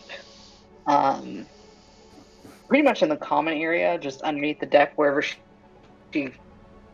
first went in as the boat went under. And Mhm. she's just sleeping on top of blueprints and scrolls, and Yeah. she looks like shit. She does not look good. Yeah. She looks physically better, but emotionally just looks not good. I mean, you literally have your face is covered in a mixture of soot and blood with streaks of dried tears from frustration.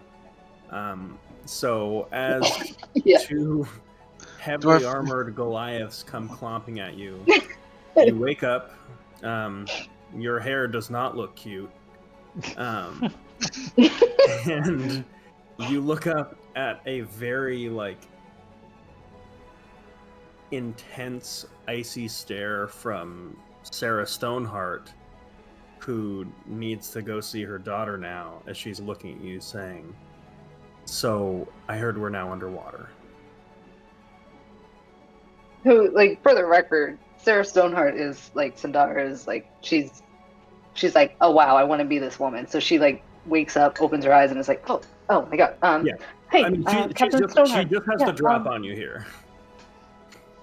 Well, hi. What? I'm sorry. She is shuffling blueprints around. I'm sorry. What was the question? We gotta go sorry. back up. At Back your up. earliest convenience, I would like to make yes. it back to the surface. Of course. Yeah. 100%. I understand. Let me. She's rubbing her eyes. Let me just. Oh, I just and then she I just have to talk to the ship, I guess. Let me do that really quickly, I think. And then Sundar tries to bring the ship up reasonably safely. Okay. Yeah. Learning from Cass's previous mistake, you cast Commune with Clockwork. It's not as seamless as it seemed to be when Cass did this. Or Kazik, I shouldn't say Cass, because got another Cass, so I can't shorten it. But after a few minutes, the ship surfaces again, and Captain Stoneheart looks at you and just says, well, "I'm very impressed. I've never seen anything like that." Sundara starts beaming. Yeah. Thank you. Thank you so much. Yeah, as you're doing that, she just looks at Barrett. I will walk her up. Yeah. She's already starting to walk away. Turn around just quick and be like, you might want to clean up a little bit. And then follow my ex-wife up the stairs. Jesus. She's got a new woman. So as as you do, she just looks at you. She like wraps the rope around her arm, like up her forearm and like bicep area, and then like as she's like about to let herself off, she just says, "I got to make sure everything's still good on our end and see what's become of the city, and we'll talk soon." And Before she goes down, I grab the back of her head and go in for a kiss. Ooh, bold. Yeah, I know. Mm. Bold I'm gonna move, use Cotton. Let's this. see how it plays out. 50-50 punch to the face. Give me. Willing to take it. This Neat is as gonna nuts, be alternatively. give me an unskilled charisma check. If you're proficient in persuasion, you can use that proficiency, but I doubt you are. I don't think that's... No, I'm not. Okay. So just a charisma check? Mm-hmm. Cool. Come on, big money. That's a 4. Okay. So Big money. as you go to grab the back of her head, you do, and you pull her in, and she like grabs you by your collar and pulls you in, but then as you're about to go for the kiss, she lifts you up a little bit, like Yeah. so you're not there making contact, and then she just kind of like slowly, you're like a little bit off your feet. Now remember, you are not stronger than her. No, I understand that. So, no, I'm just saying, like,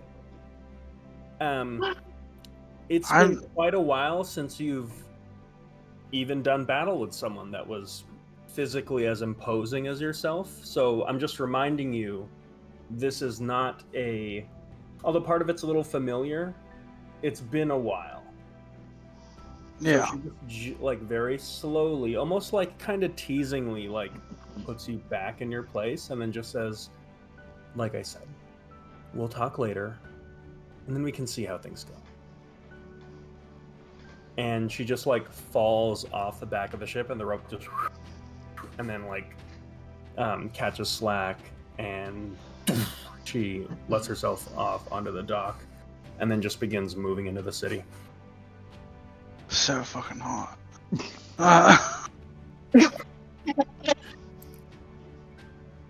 All right, so you gorilla walk back to your group.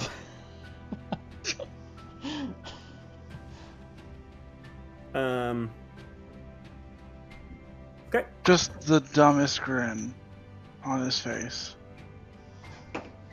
Just like a school child with a crush. Yeah. All right, so you go back to probably an equally dumb-grinned Sundara as well, still beaming from not the only one who has craved cleaned up. Captain Stoneheart's recognition. She's cleaned up now, so it looks a little bit better. Maybe my hair's cute again. I don't know. No, you look great. You were just you know, You look you great. were caught at a pretty big It disadvantage. was a rough night. Yeah. It was a rough day. Yeah. Yeah. So, with that, you all reconglomerate, I imagine. You watch as Leland walks past you with like a bounty of hot food, and he just goes, "I thought it'd be for the best that we have breakfast above the quarters on the deck." Okay. I think that is a great idea, Leland. Also, are you okay? How are you doing? I am not sure I understand the question.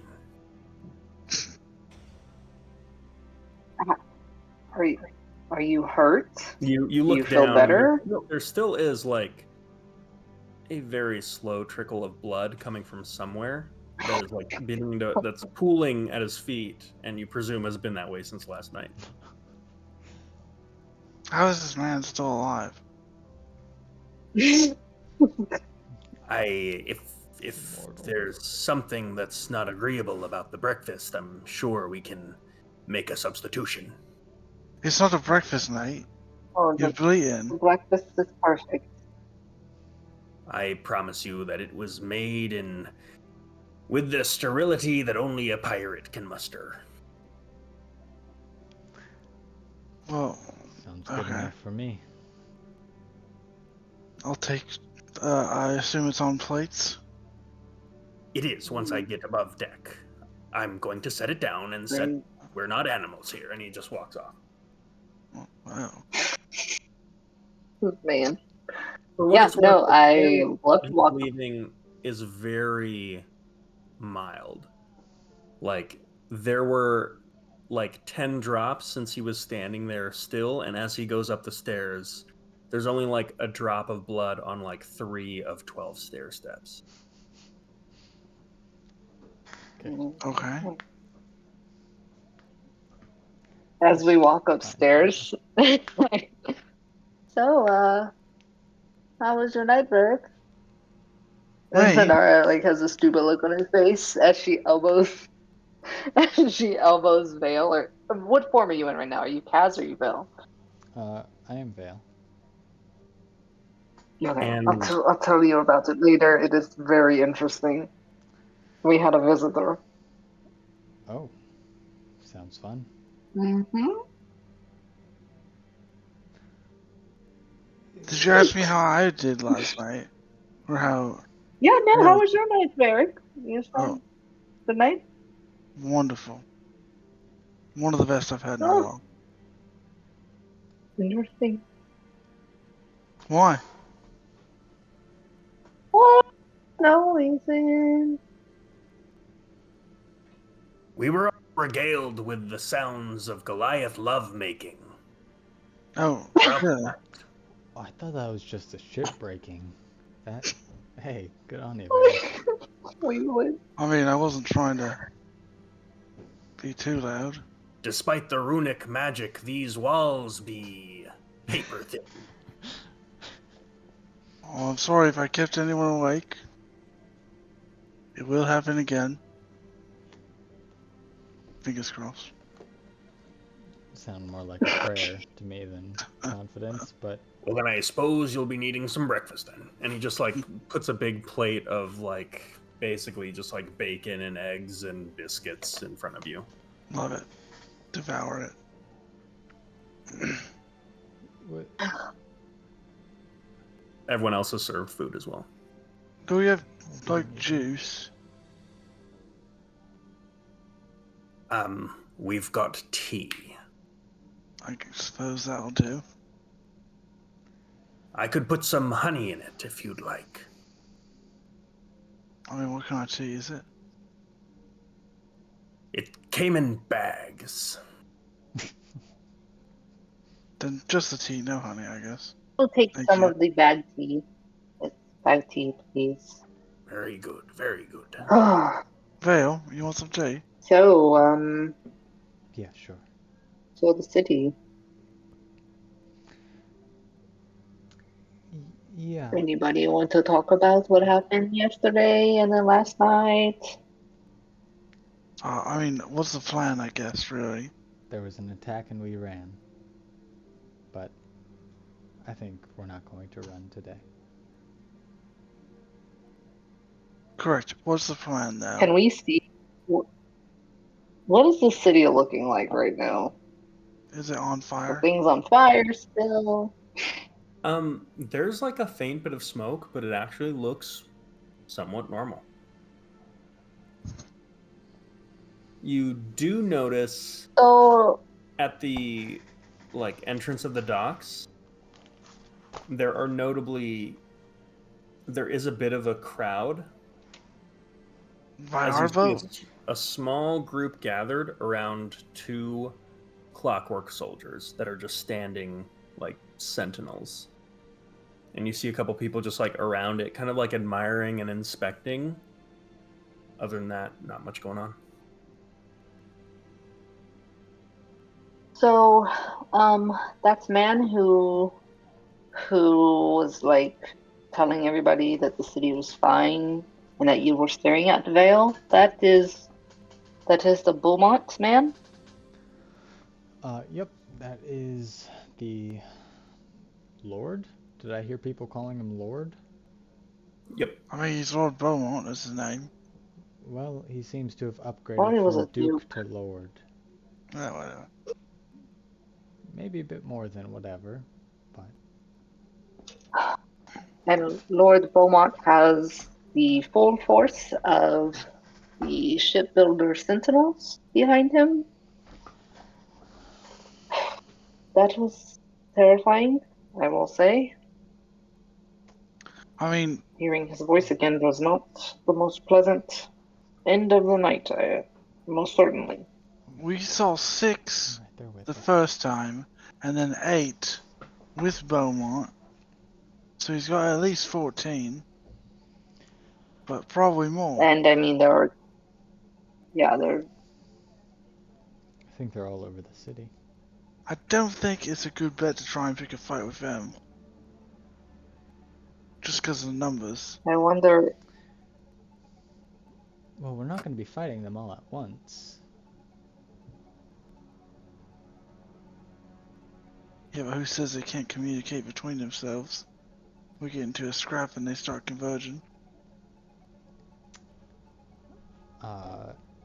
As Vale, and I hope this is alright, Alex, as Vale reaches for a chunk of bread or something, like when her sleeve pulls up, there's like a bramble of tattoos of vines and roses and flowers and shit that begin at her wrist and crawl up a little.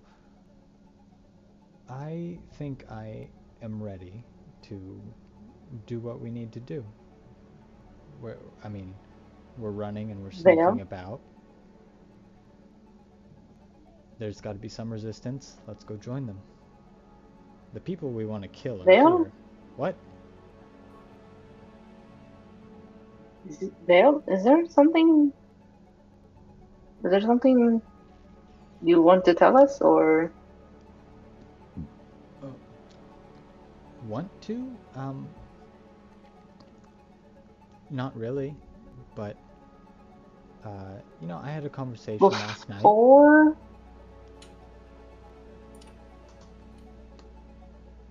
Yes. With, who did you have a conversation with? Oh,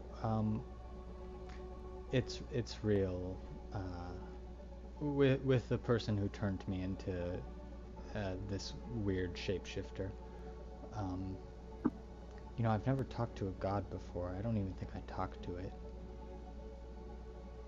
But it's wonderful. It's great. I've got this now, and I can also do things with it. Listen, I've been trying to like hype all of you up and fight and be helpful how I can, but I'm really ready to just kill the people that need to be killed. Okay. The so vines on your tattoo, do they look similar to the druid ones, or are they different? I think they look similar in theme, but they are very much different. Yeah, I would say Vale's tattoos have a lot more artistry to them. The druidic ones, they're made in a way it's not supposed to inspire like beauty or anything like that. It's just like brands of thorny vines.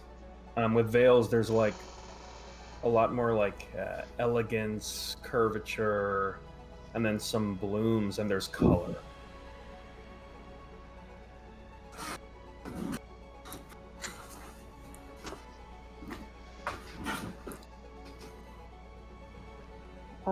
That is very interesting. Okay.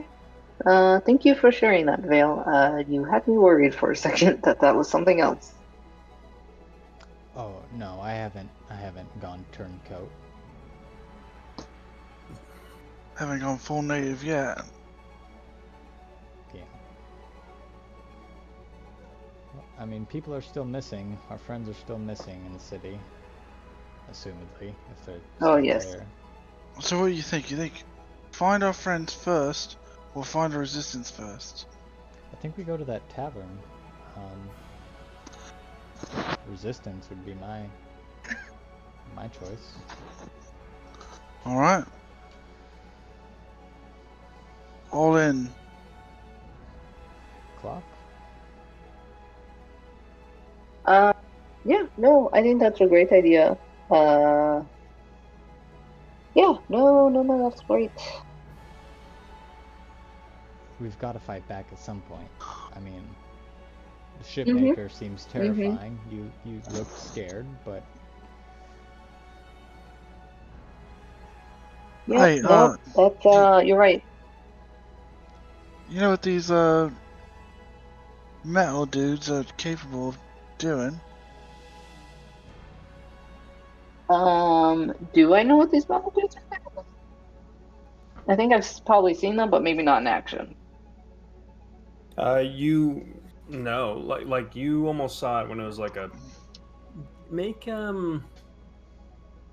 give me an Arcana or History check to like reverse engineer like how much you recall or could understand about these when you were in a position to. That is an 11. An 11. Mhm.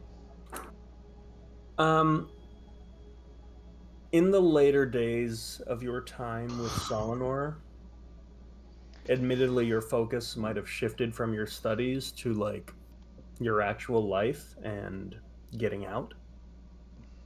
But you recall a lot of talk of he had an obsession with the plane of Mechanus and the way that there was a hierarchical society of automatons and the way that they worked, and an obsession with trying to recreate the way he put it is like the perfect race of people would be constructs themselves, and to create this perfect society.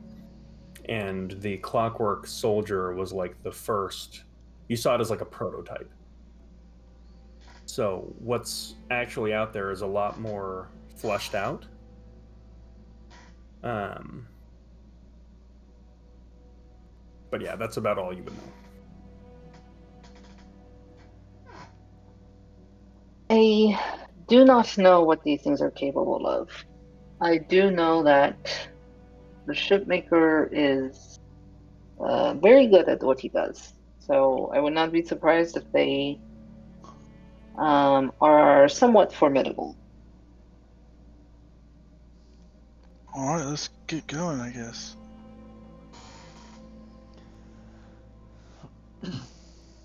Okay, where are you guys headed? The bar. The Jaded Jaded Jackal. Jackal. yep. Okay. Correct. Oh, son of a bitch. Okay. So as you make your way towards the Jaded Jackal, you definitely notice around the streets, you definitely notice every once in a while there will be like the random automaton that's kind of just sitting there.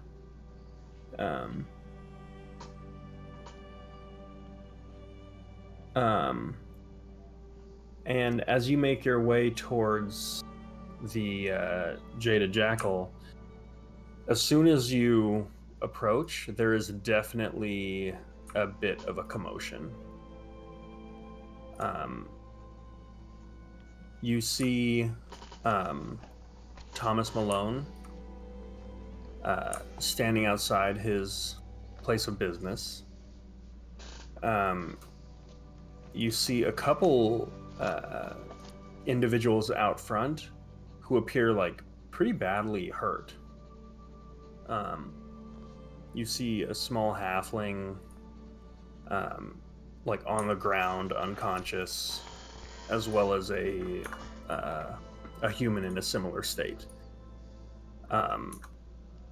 And Thomas Malone standing out front as well, with a group of 5 individuals who are seemingly like approaching with an intimidating stance. Humans? Humans. Humanoids. Okay.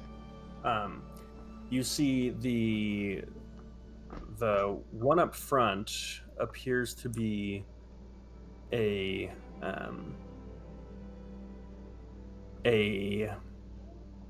human, like dreadlocks, kind of dark skin, sword and shield.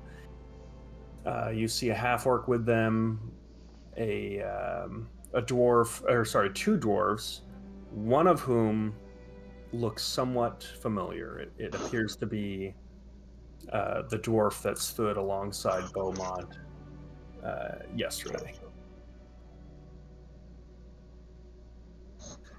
Okay. As you approach, you hear a little kind of an indistinct conversation, but as you get closer, you just hear Thomas just go, "But we can go tell me that himself, can't he then?" And the human up front, the kind of battle-worn female, just goes, "Thomas, you're being unreasonable. It's a good offer. You should take it." And they all turn as your group approaches. What are you guys doing right now? Just walking up. Okay. Jogging up. Yeah. So, as you approach, the female just kind of looks at you all and just says, "You should all move along. I'm conducting some business with my friend here." Sorry it took us so long. Friends needed a nap. We're here to help. Whatever is, hello Thomas. Whatever's going on, we're willing to cooperate. And with that, Thomas turns and says, "No, actually, we're not willing to cooperate. I'm asking you very kindly to fuck off." And with that, the female kind of like approaches a little more closely to him in like a very intimidating way and just says, "I'm afraid we were not sent here to take no for an answer." I walk up close behind her and say, Thomas is our friend too. Watch how you talk to him." "So you're with the Gilded Glaive then, huh?" I'm with Thomas. "Well, let's see here. All of the businesses that used to be with the Gilded Glaive are now under the Protectorate. So it doesn't seem to me like Thomas here is in business at all. It seems like he's just the owner of a sad, dying dive bar who my client is making a very fair offer for. So he needs to do the reasonable thing, and if you were a good friend, you would let him know that before this got any uglier." I think I seem to remember he told you to fuck off. So maybe you should do that. With that, you watch as I'd like some perception checks. From whom? All of you. Okay. Okay.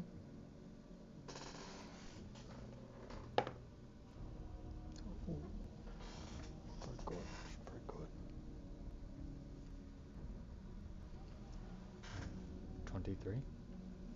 21.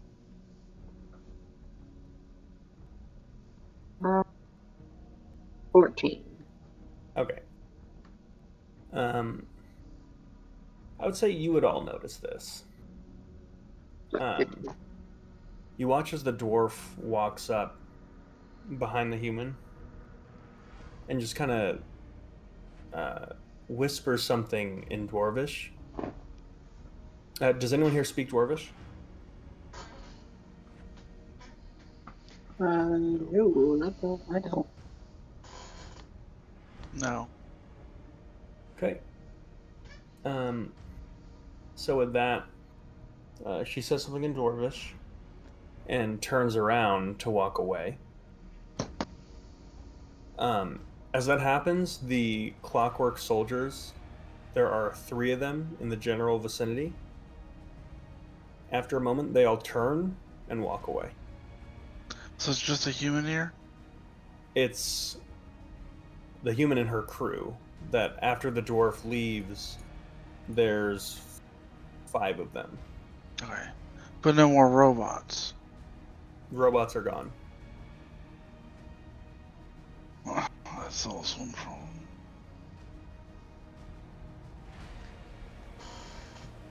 Would I Well- walk to the door? Just saunter my way to the doorway of the Jaded Jackal? Yeah, you saunter your way over to the doorway. You want to look inside? Just give a rudimentary peek inside, mainly just standing in Yeah. the doorway. You give a peek inside. It doesn't. It looks like they haven't opened yet. It looks like it's just Thomas here and the unconscious individuals that are at the front of the shop. Okay. So as you go over and walk to the side, you just hear the female just go, "Well, I wish this could have gone a different way." And she pulls her blade and runs at Thomas. If you all want to get involved, I'd like everyone to roll initiative, please. Gotta protect our boy.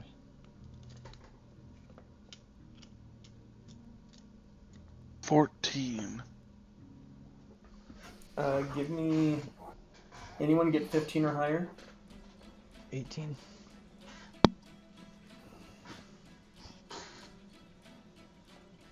Okay. And 15 and lower. 14. 15.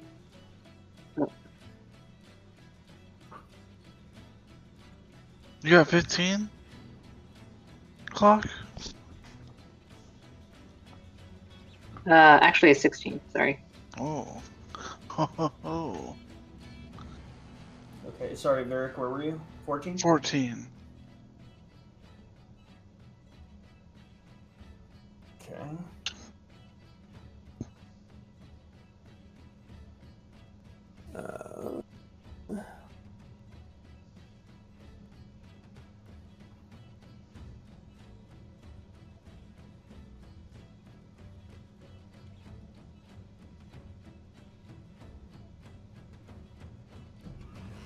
Okay. All right. So with that,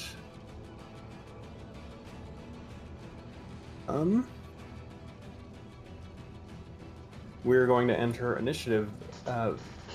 Vale, you have initiative. Okay, that's new.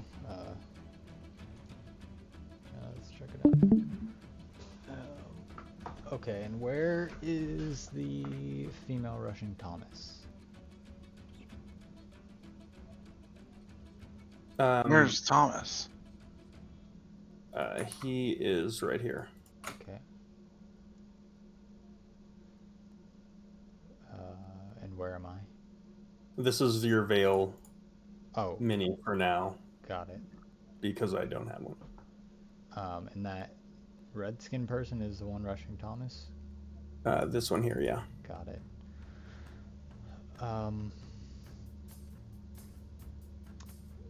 Vale is very giddily going to swing around from inside the doorway and send out her arm that has a tattoo on it towards this woman, and little sprouts of twigs and flowers begin coming off of her flesh. I'm gonna give her the 1-2 combo that I've been dying for. I'm gonna hex her, and then from the tattoos in her arm, that axe-looking instrument thing appears. And I'm gonna shoot her twice. Okay. I'm going to roll to attack.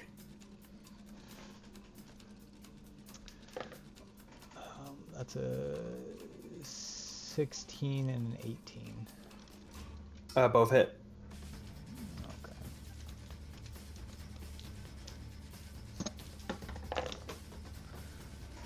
Oh, wait, hold on, that's the wrong dice.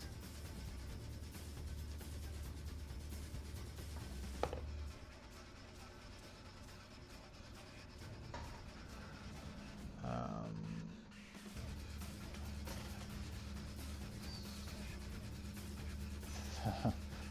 35 points of damage. 35 points of damage. Yeah, I rolled very high on my damage. Holy shit. Okay. It's a big boy damage right there. Near the max. God. Do you have Agonizing Blast? I do. I decided to take that Okay. instead. Yeah, you did. Okay. There it is. Yeah. Jesus Christ. Alright. Describe to me what this looks like. She flings out her arm, and part of the tattoo like unwinds itself and kind of begins sprouting on this woman, and then she just like grasps the air, and that strange axe crossbow thing materializes out of the vines, and 2 emerald green like grapevine crossbow bolts shoot out and just impact her twice straight in the chest, and then just like poof in a slightly floral explosion. Yeah. So you watch as Cass apparates this Vale apparates this like monstrosity of this purple loot that you've never seen before. And with 2 discordant cords, you watch as 2 bolts of green energy are like hurled at this lady.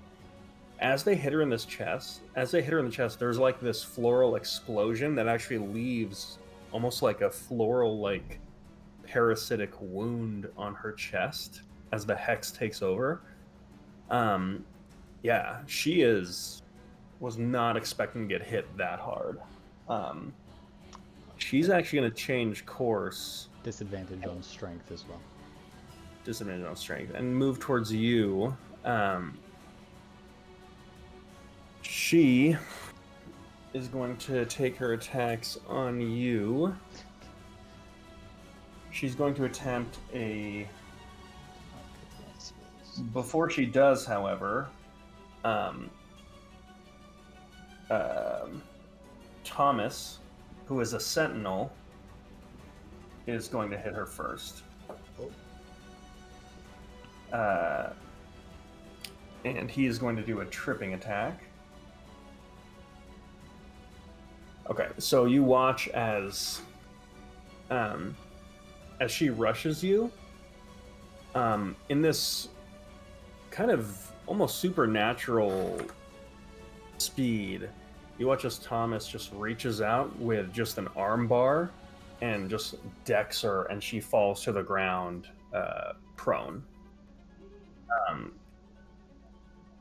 From prone, she's going to try to stand up, and you can take an opportunity attack against her if you like. Me? Yeah. No. I would have to punch her, and that's going to do negative damage. You can use your hex weapon. Or can I are we allowing Flavor to change it mid-strike?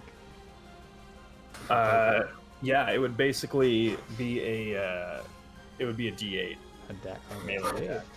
Okay, I will take that. Yeah, I'll chop down at her back. Okay, you have advantage on the attack. I don't think I need it. That's a 24. That hits. Yeah. And she's still hexed too, so bear that in mind.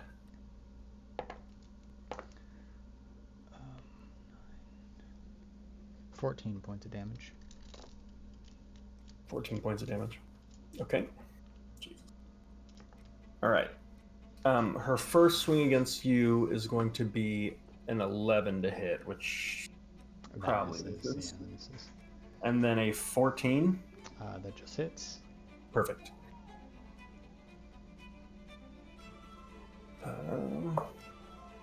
Oh, great. Very cool. All right, that is going to be 6 points of slashing damage. Okay. All right, that brings us to Sandara.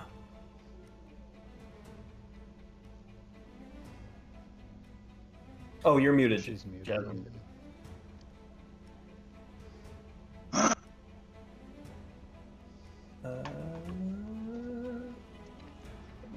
Jasmine, I don't know if you're there, but if you are muted. Go ahead and, whenever you come back, unmute, and I'll get to you. Otherwise, I'm going to move forward in initiative. Oh, No, wait. Can you hear me? yeah, I can hear you. Hello?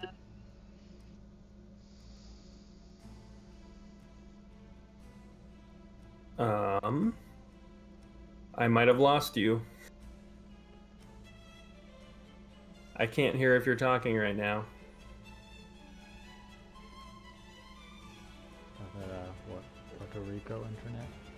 Yeah, I think this might be the Puerto Rican internet doing me a solid, because I'm going to skip you. So, with that, let me see here. This thug is going to rush forward and attack Tommy. And I'm switching dice. Where the fuck is it? Alright, here we go. That's not much better. But the second one is going to hit. Jasmine, if you can hear us and you're having issues and you're not able to talk to us, you can always text me. Alright, Tommy's going to take a bit of damage. Oh. There it goes. And that's going to bring us to Varric. I'm on the other side. With my Oh, no. friends.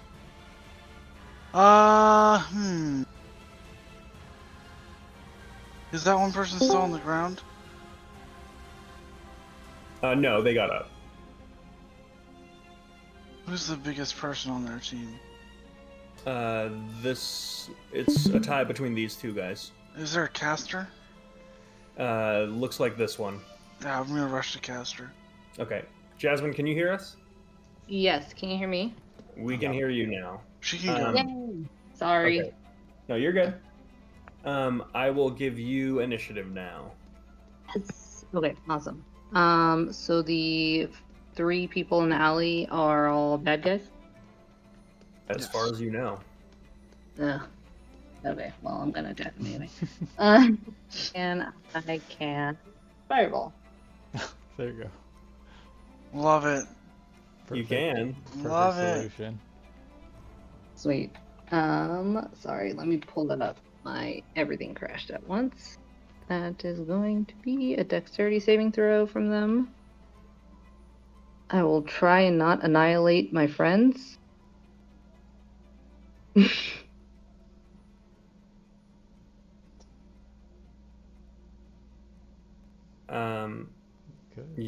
Good. You could hit every bad guy on the field. I would like to do that, very much so. Okay. Sweet. Okay. I don't know how to get rid of this thing now. There we go. Okay. Dexterity saves. Yes. Oh, just so you know, to hit every bad guy in the field, you would also be hitting these people that are unconscious on the ground. Okay. We're gonna do an okie doke here. You can hit these 3 without harming the unconscious people. But if you don't care about that, you can hit all 5. Now that I've had a taste of possibly hitting everybody, I would like to. Go for it. Yep. I'm Congrats. I'm going to try to save the downfield first. I will. Okay, I will quickened and twinned vortex warps to grab those people and move them out of the blast range of fireball.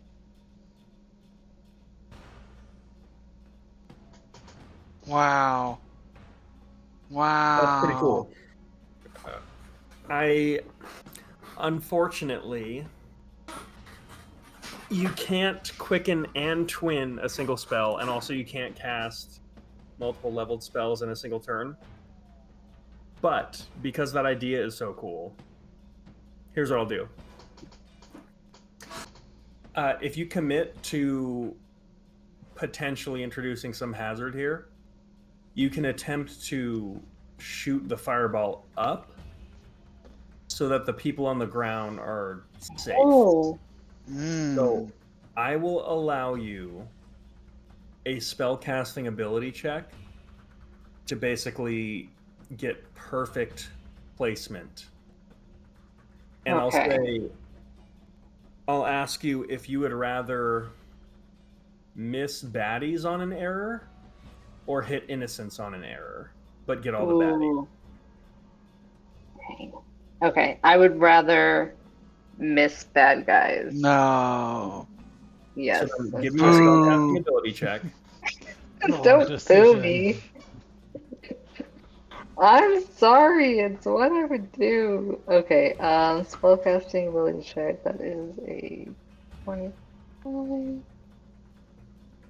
That is a 24.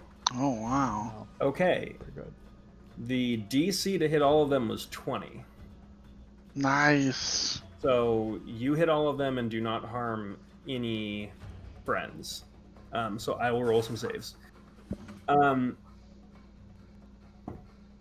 Okay, that's a 23. That is definitely a save. Yep. That's a 5. That's a 20. That's a natural 20. Mother. And natural 18 for a 19. So I presume that saves I too. think I think only one person failed. Okay. That Well, they still take half damage. Yeah. So. Okay, go ahead and roll your damage. it was 30. Okay. So this guy is dead. Oh. Okay, jeez.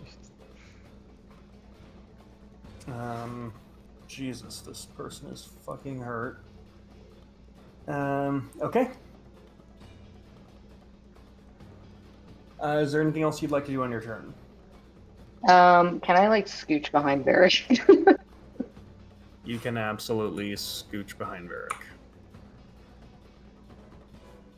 Human shield or Goliath shield. Humanoid. I'll take it. Varric, what are you doing? I'm gonna rush the caster. Okay. Am I close enough to get there? Very much so. Awesome. Let's start out with 2 attacks.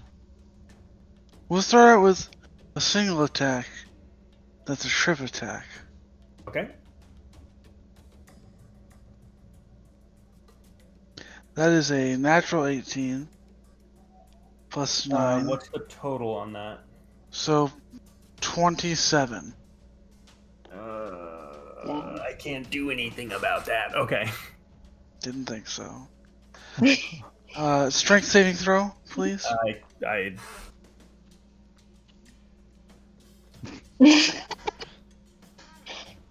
Well.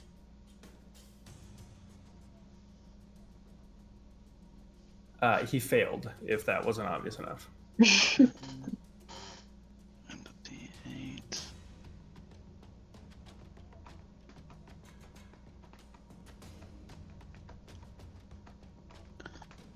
So that is 16 points of damage. Okay. And we'll make our second attack at advantage. Okay. Regular attack. No, what do you call it? Okay. Great Weapon Master. So 16 plus 9 is 25 minus... So 20 to hit. He is going to shield that. What does that mean? He's going to cast shield, and it does not hit. That little fucker.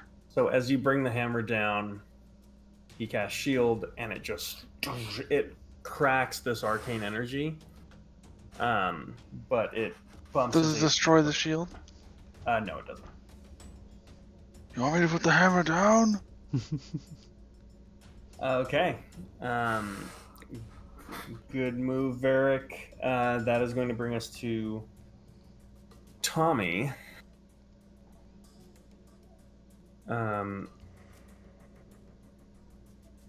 He is going to.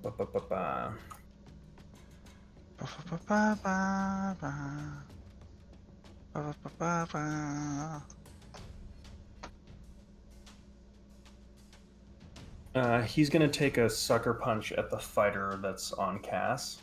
Nice. A punch? He's not weapon? Maybe he left it inside. You look closely, and he's got 2 brass knuckles. Nice. Jesus. Okay. I like this guy already. So he's going to clock her for 12 points of damage. Nice. And then he is going to leave her radius over this way. She is not able to hit him. And he is going to... Wait, why? He moves too quick. Oh, cool. So you watch as like a boxer, as he begins to move past her, she goes to attack, and as she raises her arm, he ducks and just hits her with a kidney shot. As she just like kind of almost crumples to the ground. He's already gone. A brass knuckle kidney shot? Mm-hmm. He moves towards the orc over here, and just right cross to the face. That's 7 points of damage for him. And then he's going to action surge. Oh, go for it, dude. And run over to the armored guy here. Damn, dude. Once again, the orc is not able to make an opportunity attack on him. The first strike is going to miss. And the second strike is going to miss. So you watch as he's just like pounding on this guy's shield. But he is up over here now. Nice. That is going to bring us to... This dude is going to circle around him. He is going to go into a rage. And with a flanking bonus, he's going to go Reckless Great Weapon Master. Ooh, that's not good. That's even worse. Yikes. The first hit misses. This is better. Okay. 4-7.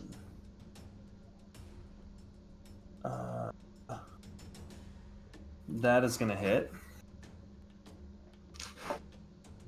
Oof, 9 plus. That is a hearty 26 points of damage. Wow. Where's our That brings us to the armored gentleman. He is going to, with his action, cast a spell.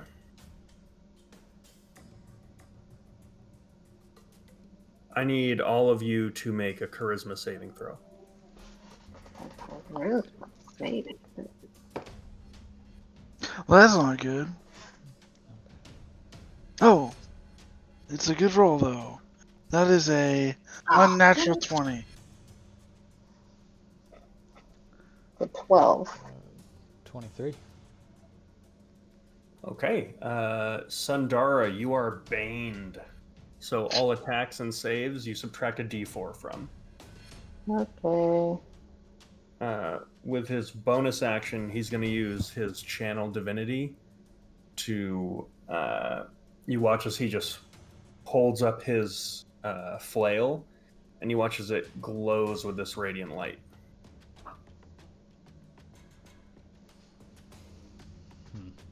Great, we're fighting a barbarian and a paladin. That brings us to this individual here. Get up, let me hit you. I hmm. dare you. I double dare you. From the ground, he is going to. What a bitch. He is going to. You haven't been hit. I have not. He's gonna snap his fingers once at Tommy, and that snapping sound begins to echo and echo and echo and echo. He fails his save, Who? Tommy, Okay. and takes a little bit of damage. You watch as after that snap, blood just starts kind of coming from one of his ears, and he just looks at him annoyed. With his bonus action, he's going to cast Sanctuary on himself, and then he's going to stand up. You can make a Wisdom saving throw against his DC. I will.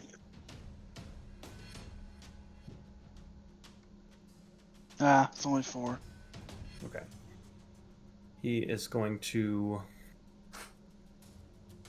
run this way. Okay. Oh, he can move half his speed, so he's going to run over here towards Sundara. And that's his move. That brings us to top of the round. Vale. Okay. I am going to pull back from this female fighter and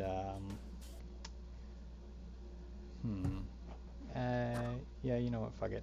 I'll move 10 feet away towards Sundara, seeing this spellcaster run towards her. Okay. I'll- She's gonna Yep. 16 to hit you. That hits. 7 points of slashing damage. Okay. And then the strange wooded loot in my hands shrinks and turns into that thorny dagger. And I would like to bonus action Crimson Lash Okay. at 3rd level, and then make 2 attacks against her from 10 feet away. Ooh, that's not that great. So wait, Crimson Lash gives you 2 attacks? If I cast it at 3rd level, yeah. Ooh, okay. 3rd or 4th. That's a... hold on, I forgot. 16 for the first, and 14 for the second. The first one hits. Okay. That is...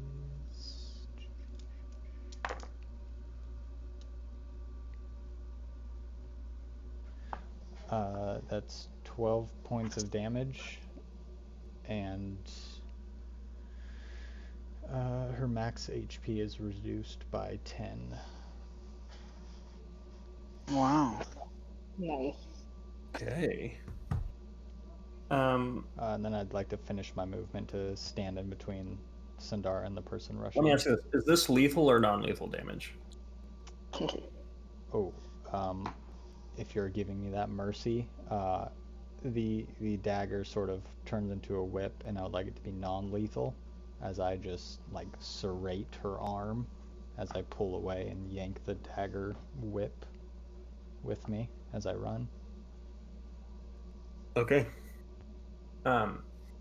So you wrap the lash around her arm, and as you yank it down, this is her sword arm. You flay the entire arm so that the edge of the arm and the hand actually are just completely ripped off. So she just has like a bloody stump that she now just like is screaming, holding pressure on. She's incapacitated now out of the fight. Cool. Oh, I regain hit points. Wait, no, I don't. Wrong Wait, one. didn't you do that to the mage? No, that was to the fighter, and then I run Oh. in between the mage and Sandara. Oh. Okay. Okay. That is going to bring us to her. So she is making it. Okay. So then Sandara. I will. Let's see. There's the mage one. I will mind sliver the mage running towards me and Vale. And that is an intelligence saving throw. To target her, him, I think you need to make a wisdom saving throw. Is it her, or can I just target anybody else? Is that the rules? You can choose to target anyone else. Also, if you fail the save, you can then choose to target a new. Oh, okay, sweet. Let me get to that. Wisdom saving throw. That's a 6. I presume fails. Pick a new target. I guess the paladin. Okay. He fails. Okay. That is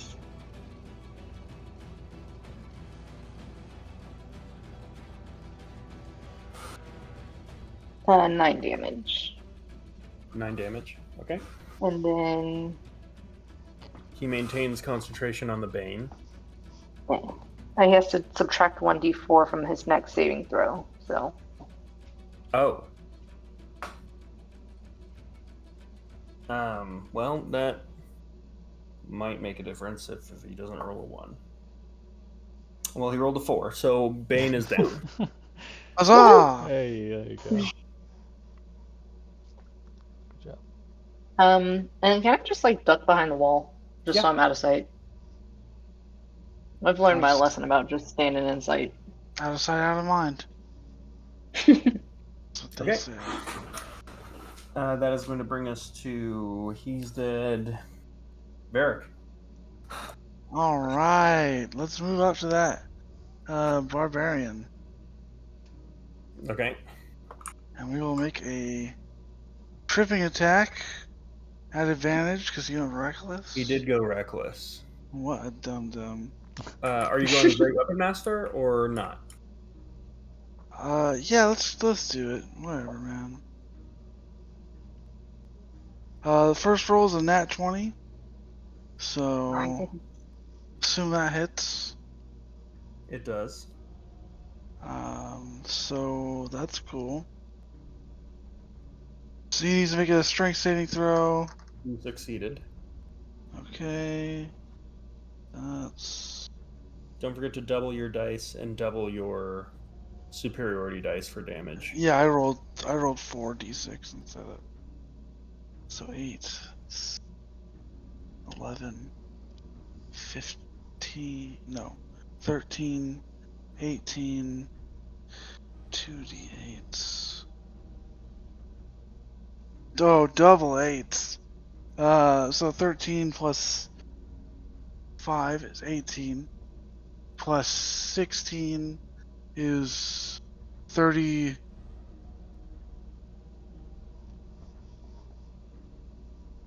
Something? 30 something?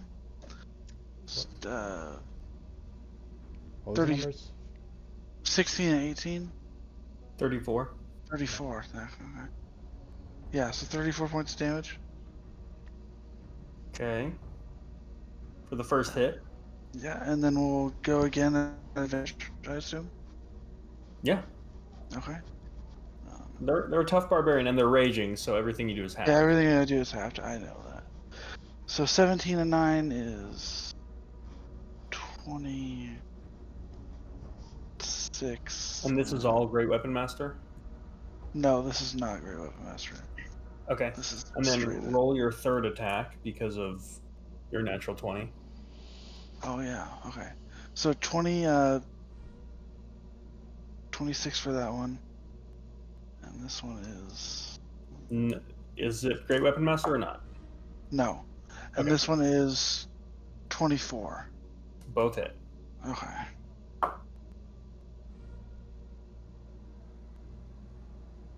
Come on. 13 for one, and 13 for the next one.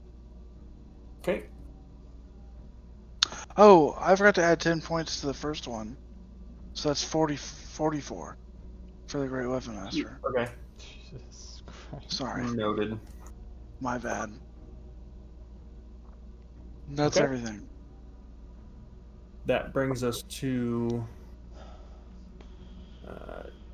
Thomas here. He's going to once again try to wail on this paladin. Go for it, Tommy. That's a You got natural this. 20. He's going to make this a tripping attack. Go for it. Oh, Tommy, you're so cool. Oh, look at you guys, little fighter duos up there. These guys thought they had us, and then we Doing so good. showed up. Uh,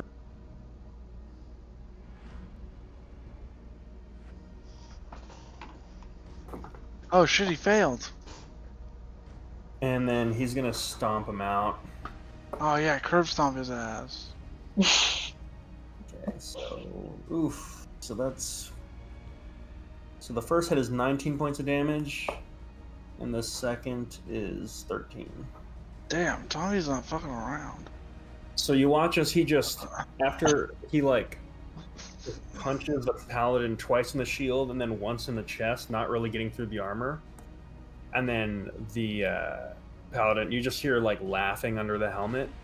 With that, he just headbutts him, like head to helmet, grabs the back of this cape that he's wearing, pulls it over his head, and then uppercuts him. And you watch as the helmet just goes flying down the street, as he just got like a broken nose and like his lip is fucked. And then he just like stomps him in the face as he's on the ground. Then he's gonna whip around over here to get this guy off his back. And he's going to be flanking with you here. Okay, that's his move. He's going to use a second wind to get some hit points back. You do that. That Tommy. brings us Tommy. to... Oh, is this Tommy boy? Actually, he's also going to stand over here. He's going to stay right where he was, actually. It doesn't make sense for him to move, because when the paladin gets back up, he's going to kick him in the face one more time for an additional 7 points of damage. So he's still without. Hold on, I got a sentence. Are we still in flanking with the? Yeah, he's still flanking with you. Okay. In fact, he was last time too. Oh, okay. Okay. The paladin already took an opportunity attack here, so he's gonna rush over this way towards you. Me? And he's gonna do a thundering smite. Let's go for it, bud. I need you to make a strength saving throw. Me? Mm-hmm. Strength saving throw? Mm-hmm. Got it, bud. 24. Okay, you succeed. He's also going to throw a second level smite into this. Go for it. If it hits. So that is a... Oh, I forgot your armor class is actually really high. Yeah. But he is flanking. Yeah. That might help. 20 to hit? That does hit. Fuck. Okay. Nice. Alright, so that is 8 thunder damage, 3 slashing damage. So no slashing damage. Oh, nice. Very good. Heavy armor master.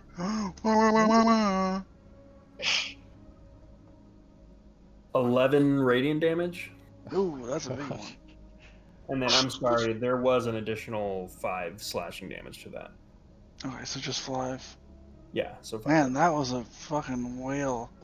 He wailed Uh, on me, man. And for a second attack, Oh, Oh shit, I forgot. god. that misses. Okay. So he rushes over and just like gashes through the side of your armor, like nailing you in the rib cage with this flail, and then just tries to come over the top, and you just sidestep it. That brings us to a cleric. They are going to cast a mass healing word.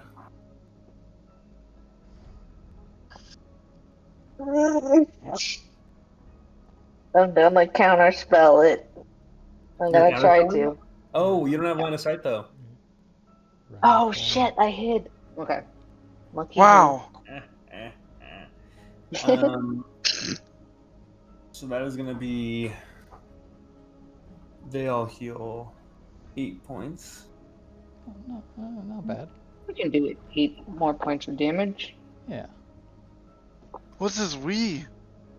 Me and Tommy over here fucking shit up.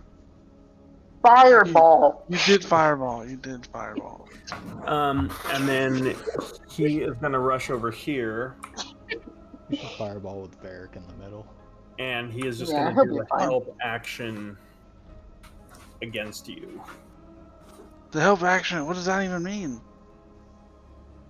So he's essentially just like using his sanctuary to get in your face and almost like get like in your way.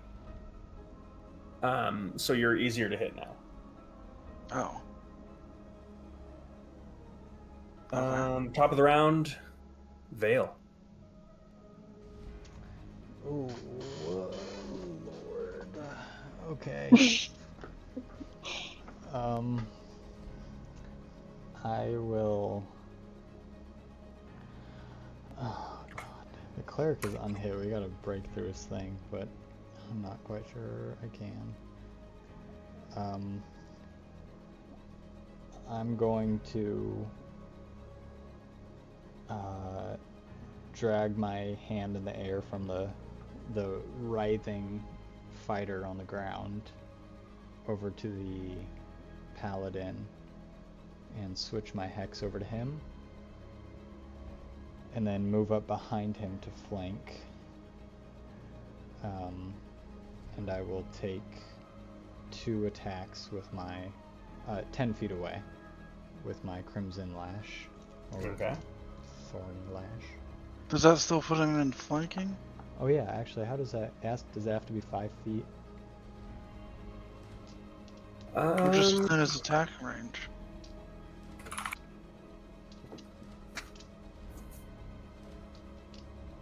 They have to be.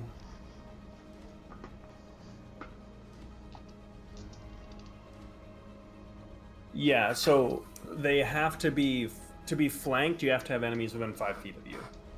So if Varric was also, or sorry, if like Tommy was, so for example, you could Crimson Lash the Barbarian at advantage because he is flanked by 2 or more opponents.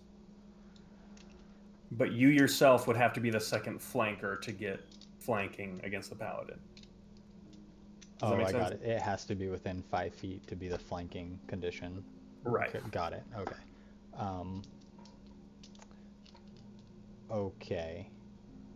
In that case, can I go up right behind, uncomfortably close to the spellcaster, Yeah. and put my hex on the barbarian? Mhm. Disadvantage on strength, and then wink wink, Varric, and then send 2 dagger lashes right over the head of this, like right in front of this cleric, or whatever they are. Yeah. What kind of damage is Crimson Lash? Oh god. It is necrotic. Oh. Okay. So you don't have necrotic, do you? Unless they're a special barbarian. That's going to be a 17 and an 18 to hit. Both hit. Okay. That is... Gonna break the dice. Oh god, yuck.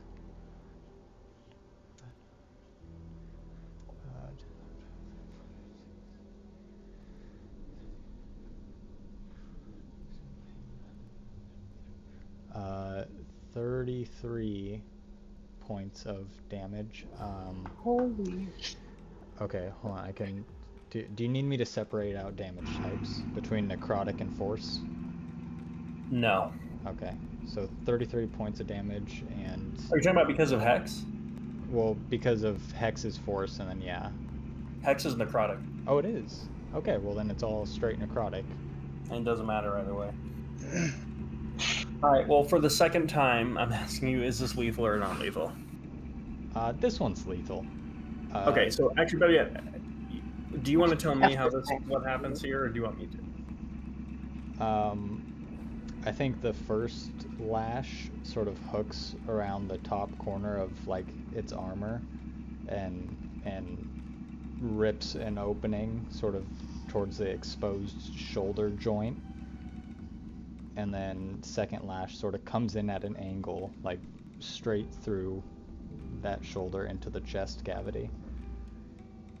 And then I whip it back out. Heart attached. Okay. Still beating. Yeah. So with the first lash, you definitely reach over the top and lash at the shoulder, unsnapping the breastplate that this barbarian's wearing. And he like yells in pain, looks up, drops his sword, at which point you, I'd say Varric has to step out of the way for this, like realizing what's happening. And Vale, you shoot this lash forward. It wraps around the chest, and it actually wraps completely around the barbarian. You spin it towards you, and as you do, I would say you take a bite out of the lash itself to like untether the vine and kick him away. As it happens, the lash itself just grinds away like a buzzsaw, and with a snap, completely eviscerates and actually just cuts this barbarian in 2 pieces. Dude, you cut him in half. That's That is gnarly.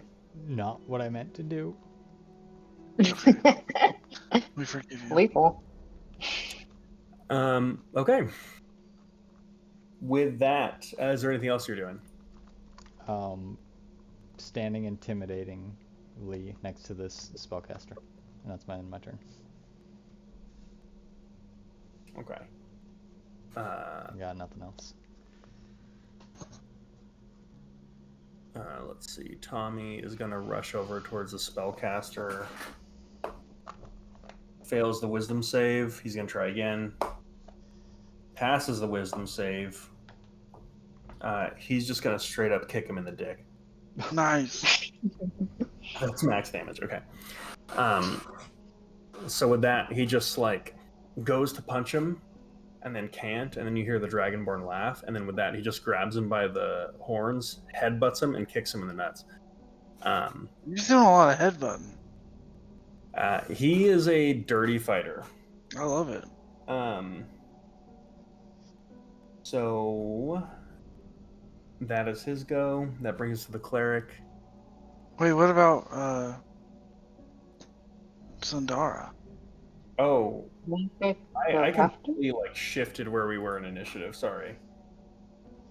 I don't know what I mixed up Vale and Varric. Sorry. So Sundara, it is your go. Yay! Okay, I will peek around the corner and firebolt the I what is that, cleric? got sweaty for a second. You could try the cleric, and if you miss, you can do the paladin. Oh, I'll just go straight for the paladin. Okay. Somebody will handle that guy eventually. Hopefully. That is a 22 to hit. Wow. That hits.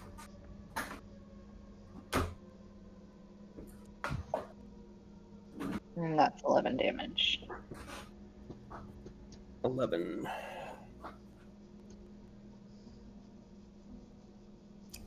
Okay.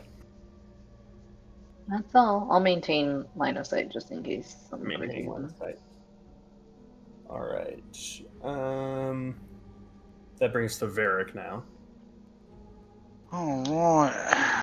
Let's see. Yeah.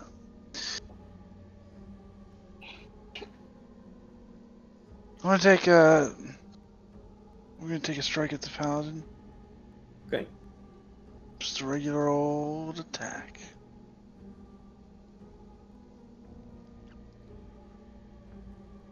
$22 to hit. That hits. Let's add a trip on there. It's a strength save. Success. Alright. Doesn't matter. 11 plus 7. So 18 points of damage for the first attack. Number 2. It's a 16 to hit. 16 misses. Misses. I'm gonna take a second wind to get some H-Pizzle. H-Pizzle.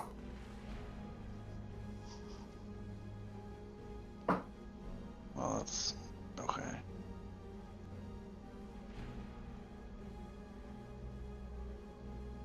And that's my turn. Alright, I already did Tommy's turn. Alright, the cleric. Oh man, this sucks. Yeah, you move away. All three of us will hit you.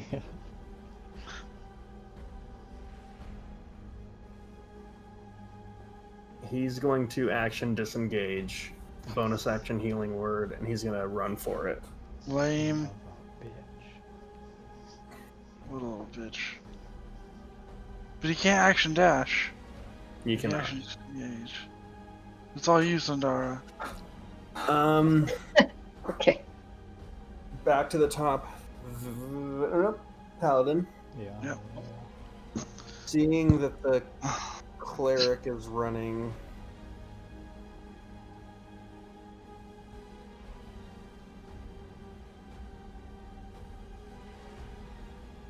Fuck. He's going to drop his weapons and back up with his hands up. Oh, is your god so weak?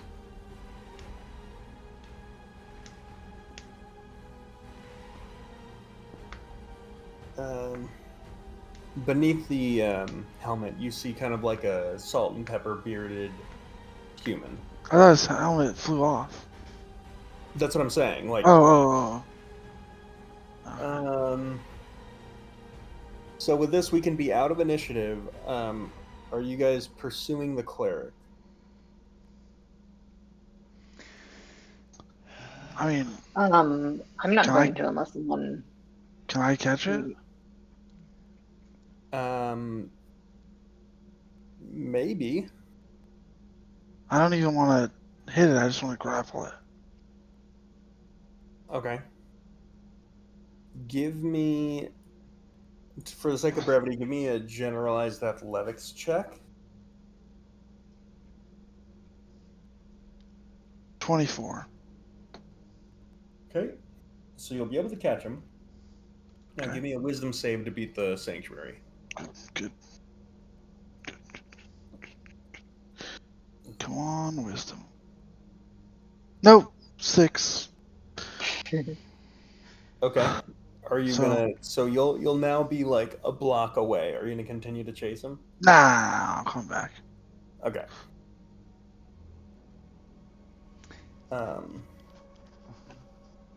Wait, a block away, like in the neighborhood, not like 5 feet? No, like up in the neighborhood. Yeah. Okay. Um, Yeah, I'm 5 feet away.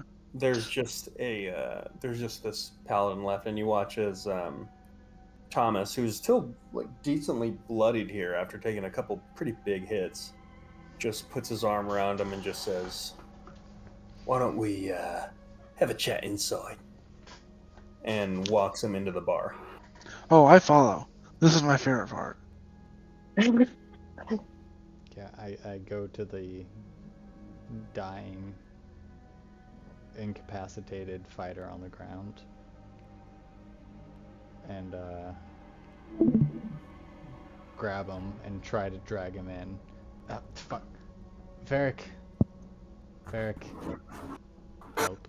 I'll drag him in. I guess no one near is Okay. lifting Um, weights. Are the other people that are with Thomas, are they okay? Or are they like dead? Are they stabilized? They are alive. They are unconscious. Okay. They're not like death saving throw. No.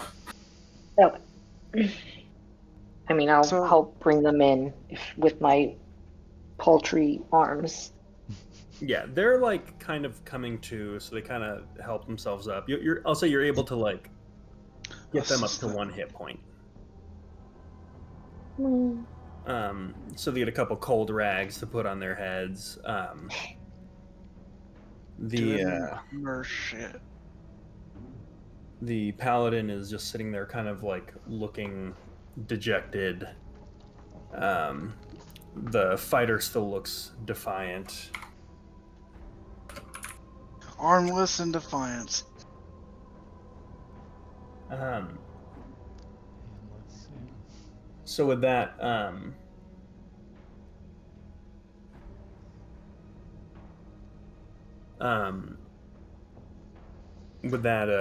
Tommy looks over towards your group and just says, "Appreciate you coming when you did.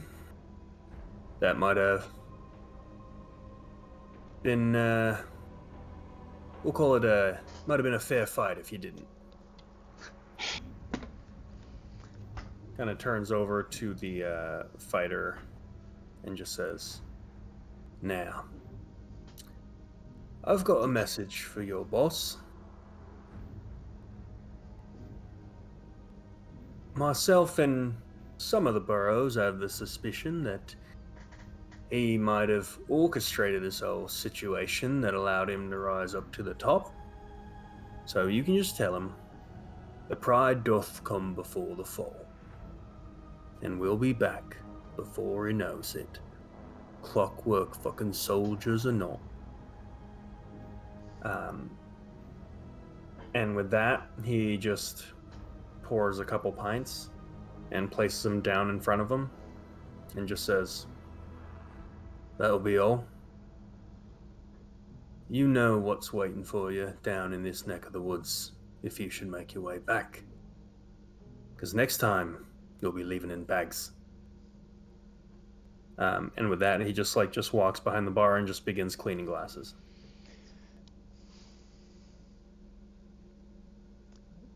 Well, Varric, I I never- was gonna get the bucket of water, but you think they got the message? I never get to do any torturing anymore. You know, maybe for the best. I mean, it's a skill set that could come in handy.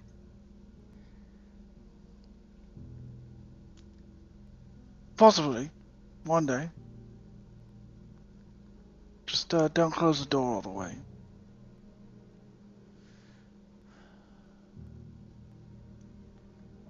Are the prisoners getting up and leaving? They're kind of looking around like they're not sure if they're supposed to, so it's almost like they get the sense they're supposed to finish their glass, so they're just drinking as fast as they can.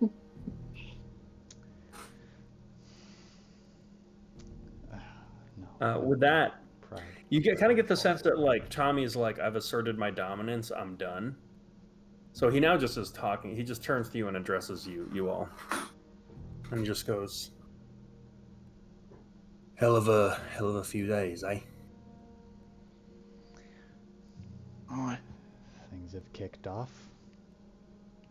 Yeah, it's not a few days after you mentioned this Duke Beaumont, or whatever he's called, and sure enough, comes into town making quite the entrance.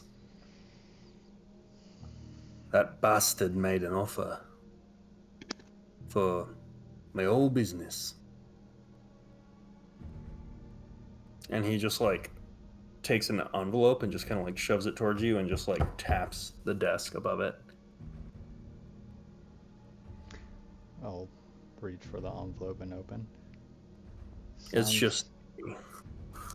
Oh, you look at it? Yeah. As I say, it sounds like you didn't accept. Rightly so. You the only one. Nope. Turns out he's buying half the block. Our good friend I Hank, think he means- who owns the slums up north, has, in a show of goodwill, signed over all of his real estate over to our new Lord Beaumont. Of course he has. Of course.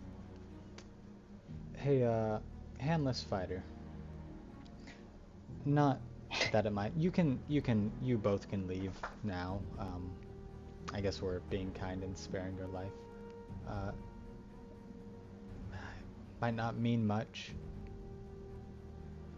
to you, but tell your boss, the dwarf, whoever, the Manath family doesn't die easily. She kind of like cocks her head curiously and then walks out. The paladin follows.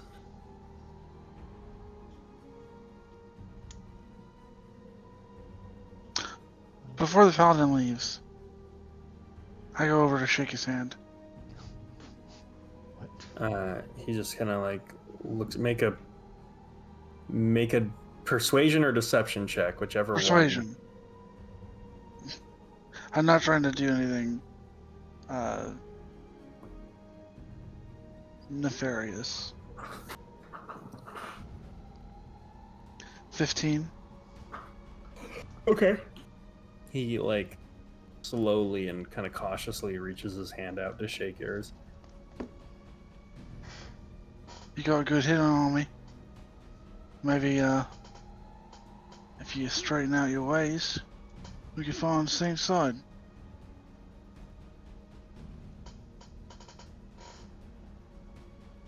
Give me another persuasion check.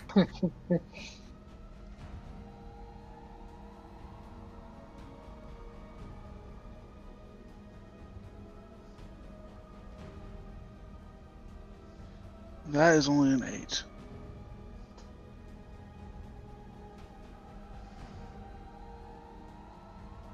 He kind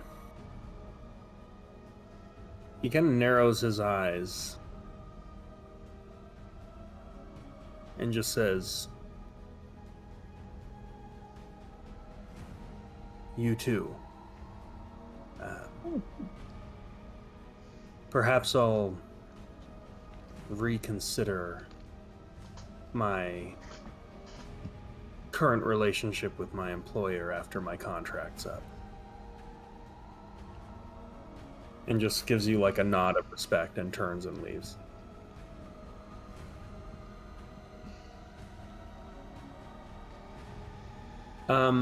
Are you proficient in history or religion, Varric? Well,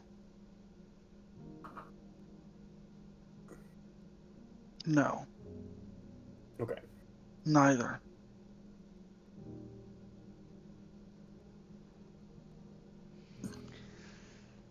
Okay.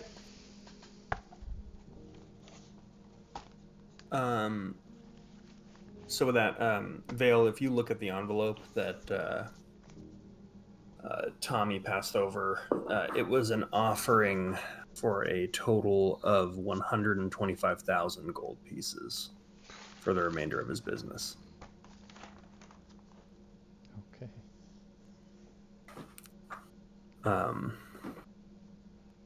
With that, Tommy just is looking at a map of the city, and he's just kind of like marking off spots. He just goes, "Lots gonna change around New Callum.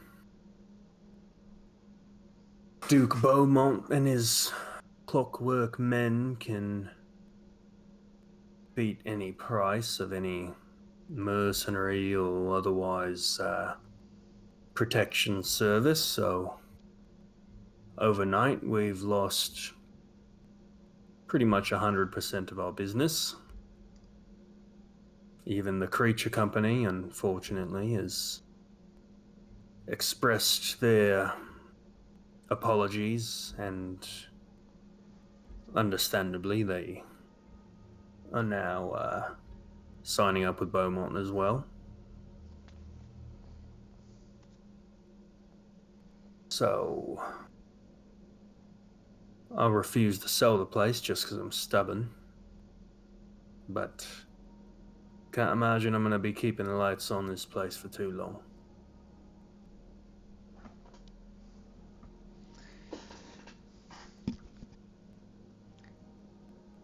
I'm willing, at least, to fight for this city. To fight for whatever you have left. Whatever's worth keeping here from Beaumont. Well, tell you what, mate, you find a way to do that. You sign me right up.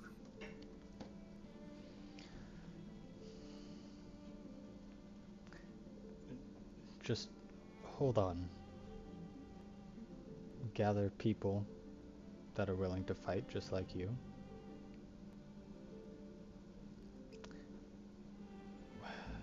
We have a ship. It might be a little bit too hot of a place to meet. Well, the Gilded Glaive, mate. I mean, it may be no more, but you are always welcome within the walls of the Jaded Jackal. You and anyone you vouch for.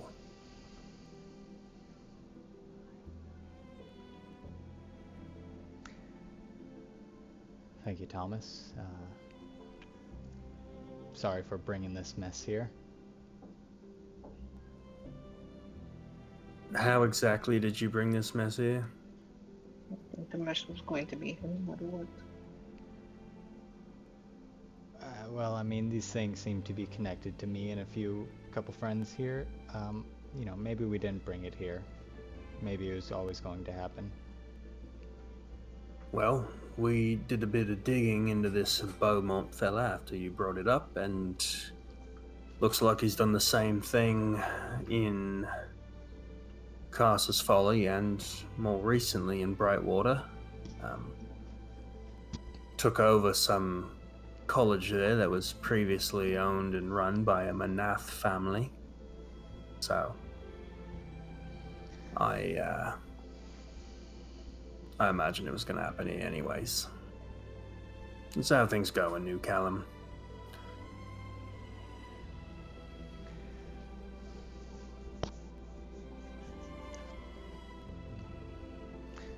Stay strong.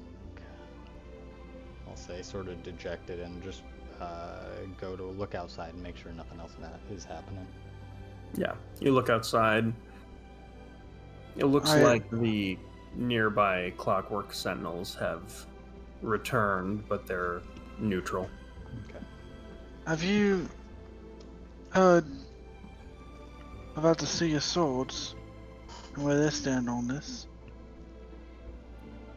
Well, as I understand, they jumped into the fray when,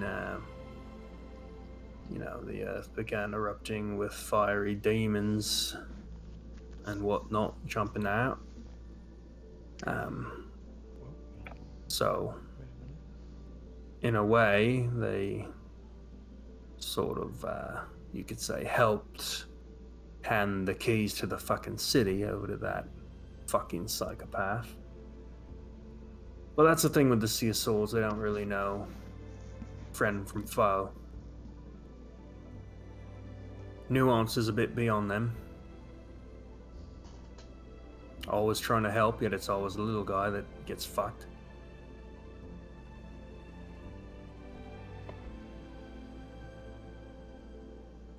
Well,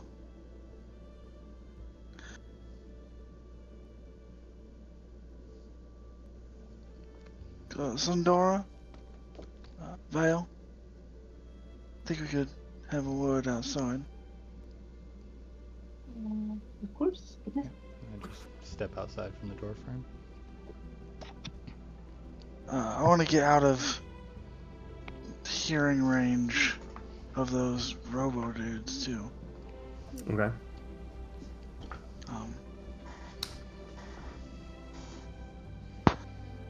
Well, it might be a good idea to pay a visit to the Under Tavern. What is this Under Tavern? It's a criminal organization that I have associates with. And, you know, a town run by Belmont, probably not good for business. And that's their biggest motivator is money. So we might be able to get a couple on our side as far as the revolution goes. What do you think, Vale? If you've got a contact, that's great. Under Tavern are a bunch of very nasty people, but I think we need nasty people right now. Let's get back to the boat. I'll try and set up a meet. Before we head back, how many of the like clockwork soldier things are nearby?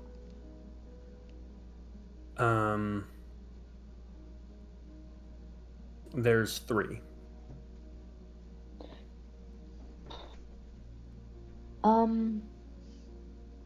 I would like to try something, or at least get a closer look at these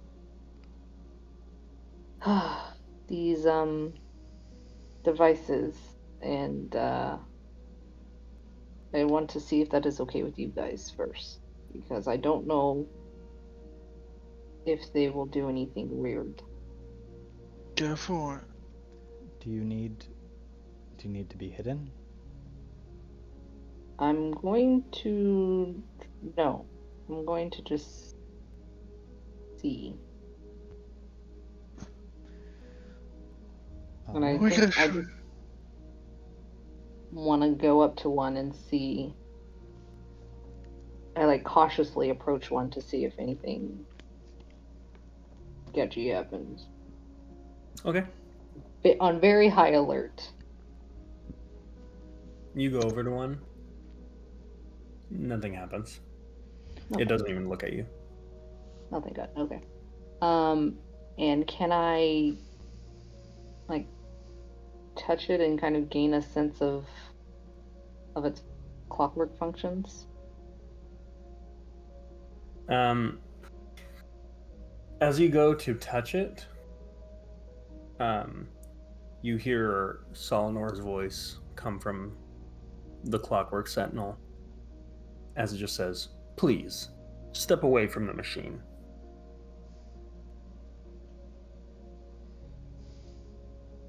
I'm gonna quickly touch it anyway. Okay. What are you doing as you touch it? Kind of like when I sort of like meditate or like meditated with the ship just to try to get a like delve and get a further understanding of its clockwork functions. So you can attempt to cast Commune with Clockwork, and you don't even have to touch it to do that. Oh, I don't have to touch it? Yes, I It's a want to do that. 30-foot range. 30 foot? Okay, I got it. Yeah, I'll do that. Yeah, so you can... So yeah, you cast the spell. Yep. Yeah, you immediately understand its functions. So the basic Clockwork Sentinel is a series of basically pre-programmed responses to stimuli. It has like a few like electrical devices around it that allow it to sense and interact with the outside world. And it is fueled by whatever substance is like in its where a human head would be. You definitely immediately understand that the head would be the weak point on these things. It's kind of obviously harder to hit because it's protected in almost every way but like the front.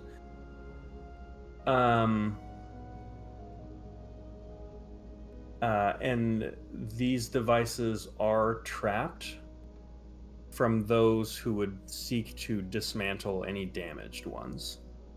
So there are like glyphs that would essentially be like multiple third level lightning bolts that would try to dissuade anyone from attempting to deconstruct these.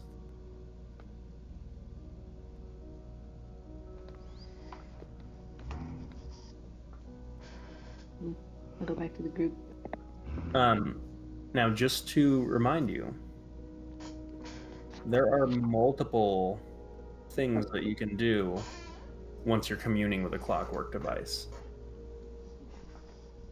And you can very seamlessly commune with these. Never mind. Can I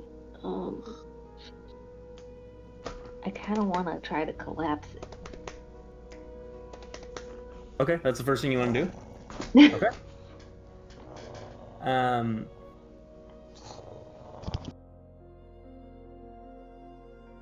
All right. Go ahead and make a spellcasting ability check against the device DC.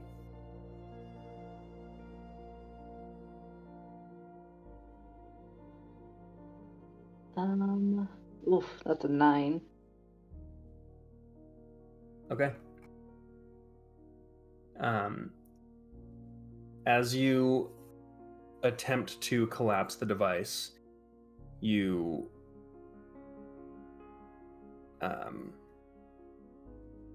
kind of reach into whatever like minimal consciousness is in there, push past it, and then attempt to just break it down into its base parts.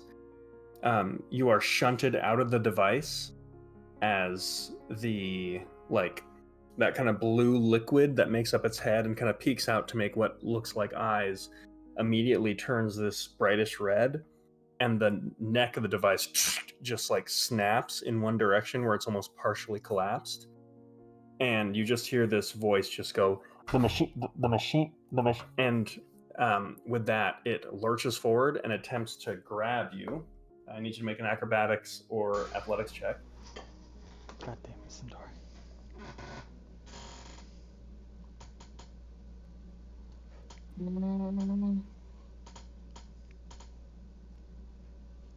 It is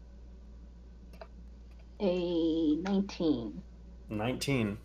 It tries to grab you and tries to pick you up, and it rips part of the cloak that you're wearing. And as it does, it just like mechanically throws that to the side, and that same arm kind of twists this way, and you watch as its arm turns like it's got like a blade that just comes out of it. The blade and the arm split so that there's like two like praying mantis like metal appendages as it lurches at you. And with that, we'll pick up on that next session. Fuck you. We were just safe.